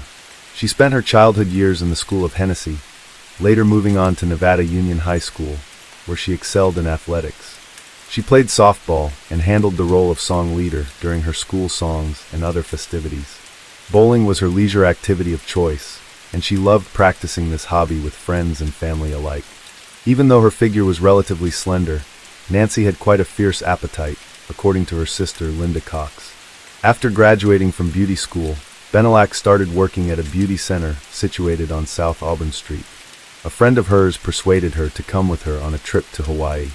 There, she found employment at another beauty salon before returning to California, where she secured a position as a court reporter. If only she knew the gruesome horror that awaited her upon her return.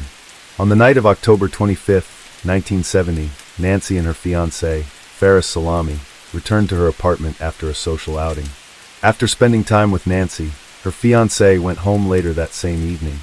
In the few days preceding her untimely passing, Benac spent the majority of her time with her fiancé, Faris Salami, who was chief public defender.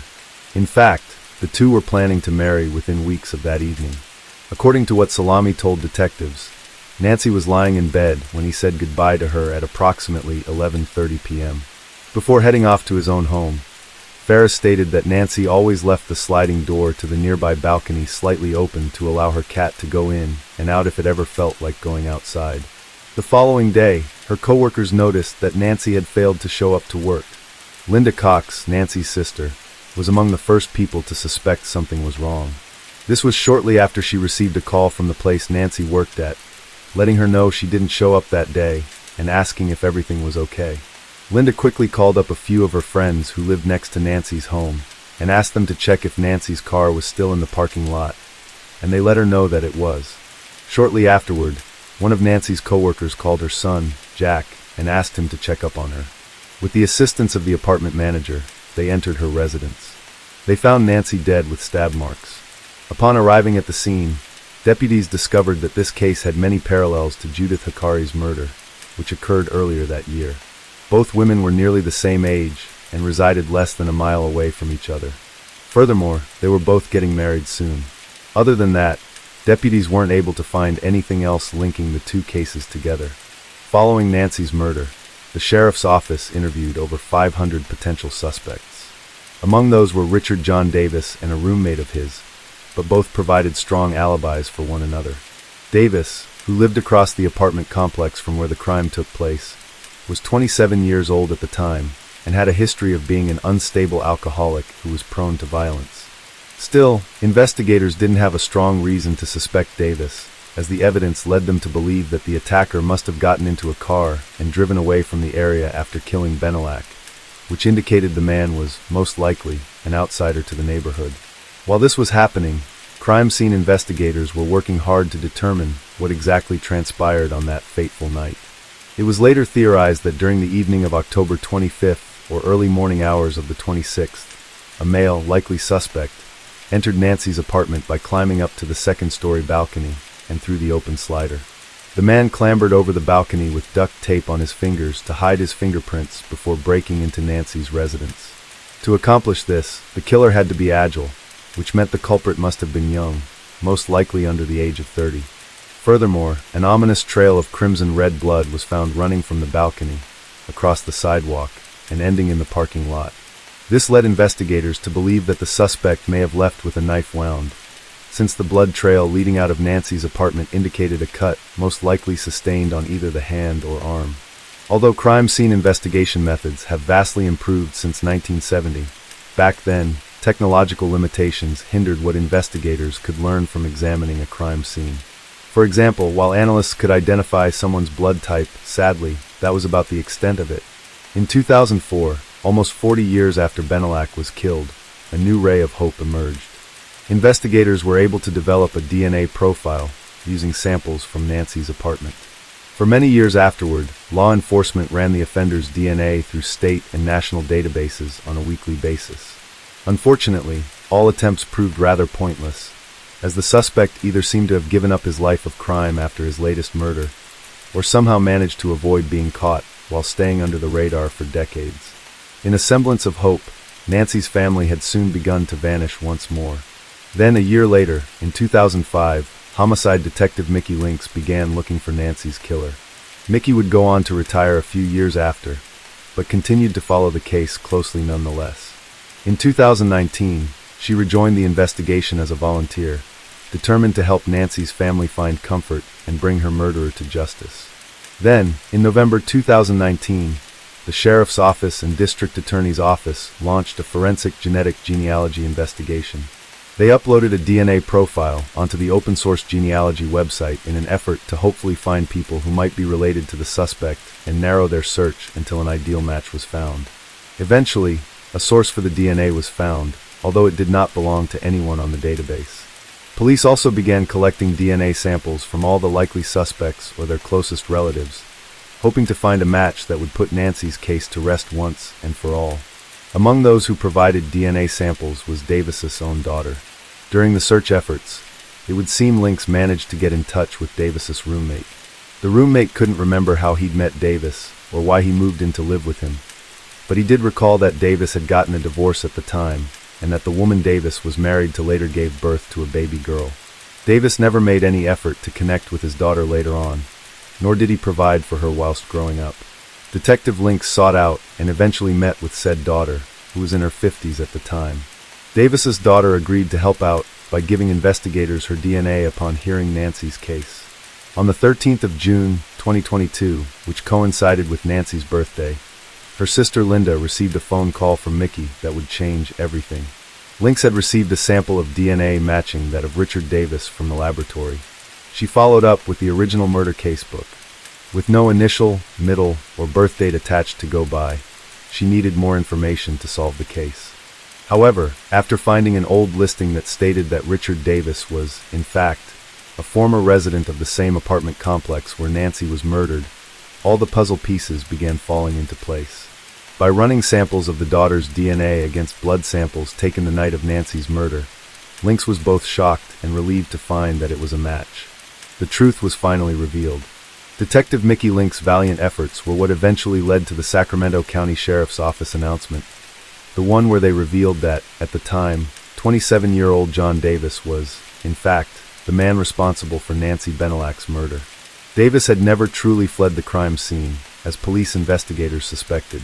Rather, he'd been living close to where he'd committed his heinous crime for years. While the truth was finally out, unfortunately, it was bittersweet, as both Ferris Salami, Nancy's would-be betrothed, and Richard Davis, her killer, had died in 2004 and 1997, respectively, meaning that, sadly, there would be no closure for Ferris nor any punishment for Davis. Still, Nancy's sister, Linda, along with her husband, Tom, was relieved to have finally learned the truth. While Richard Davis's death as a result of alcoholism-related complications meant he never faced punishment for his crimes, at least it meant that Linda and Tom could, at last, begin the healing process together and not have to worry about undergoing a long and arduous trial that may very well have taken years. The fact that Davis broke into Nancy's apartment on the night of the murder through the slightly open glass door and covered his fingers with tape suggests that Nancy's murder was, in all likelihood premeditated. Although Davis's motive was unknown, detectives speculated that he may have had romantic feelings for Nancy and killed her out of spite or anger upon hearing she was getting married. While Davis was later questioned by detectives alongside his roommate, it would seem that, luckily for him, none of them thought to check his arms for knife wounds. Had they done so, Davis would have likely spent the rest of his life behind bars.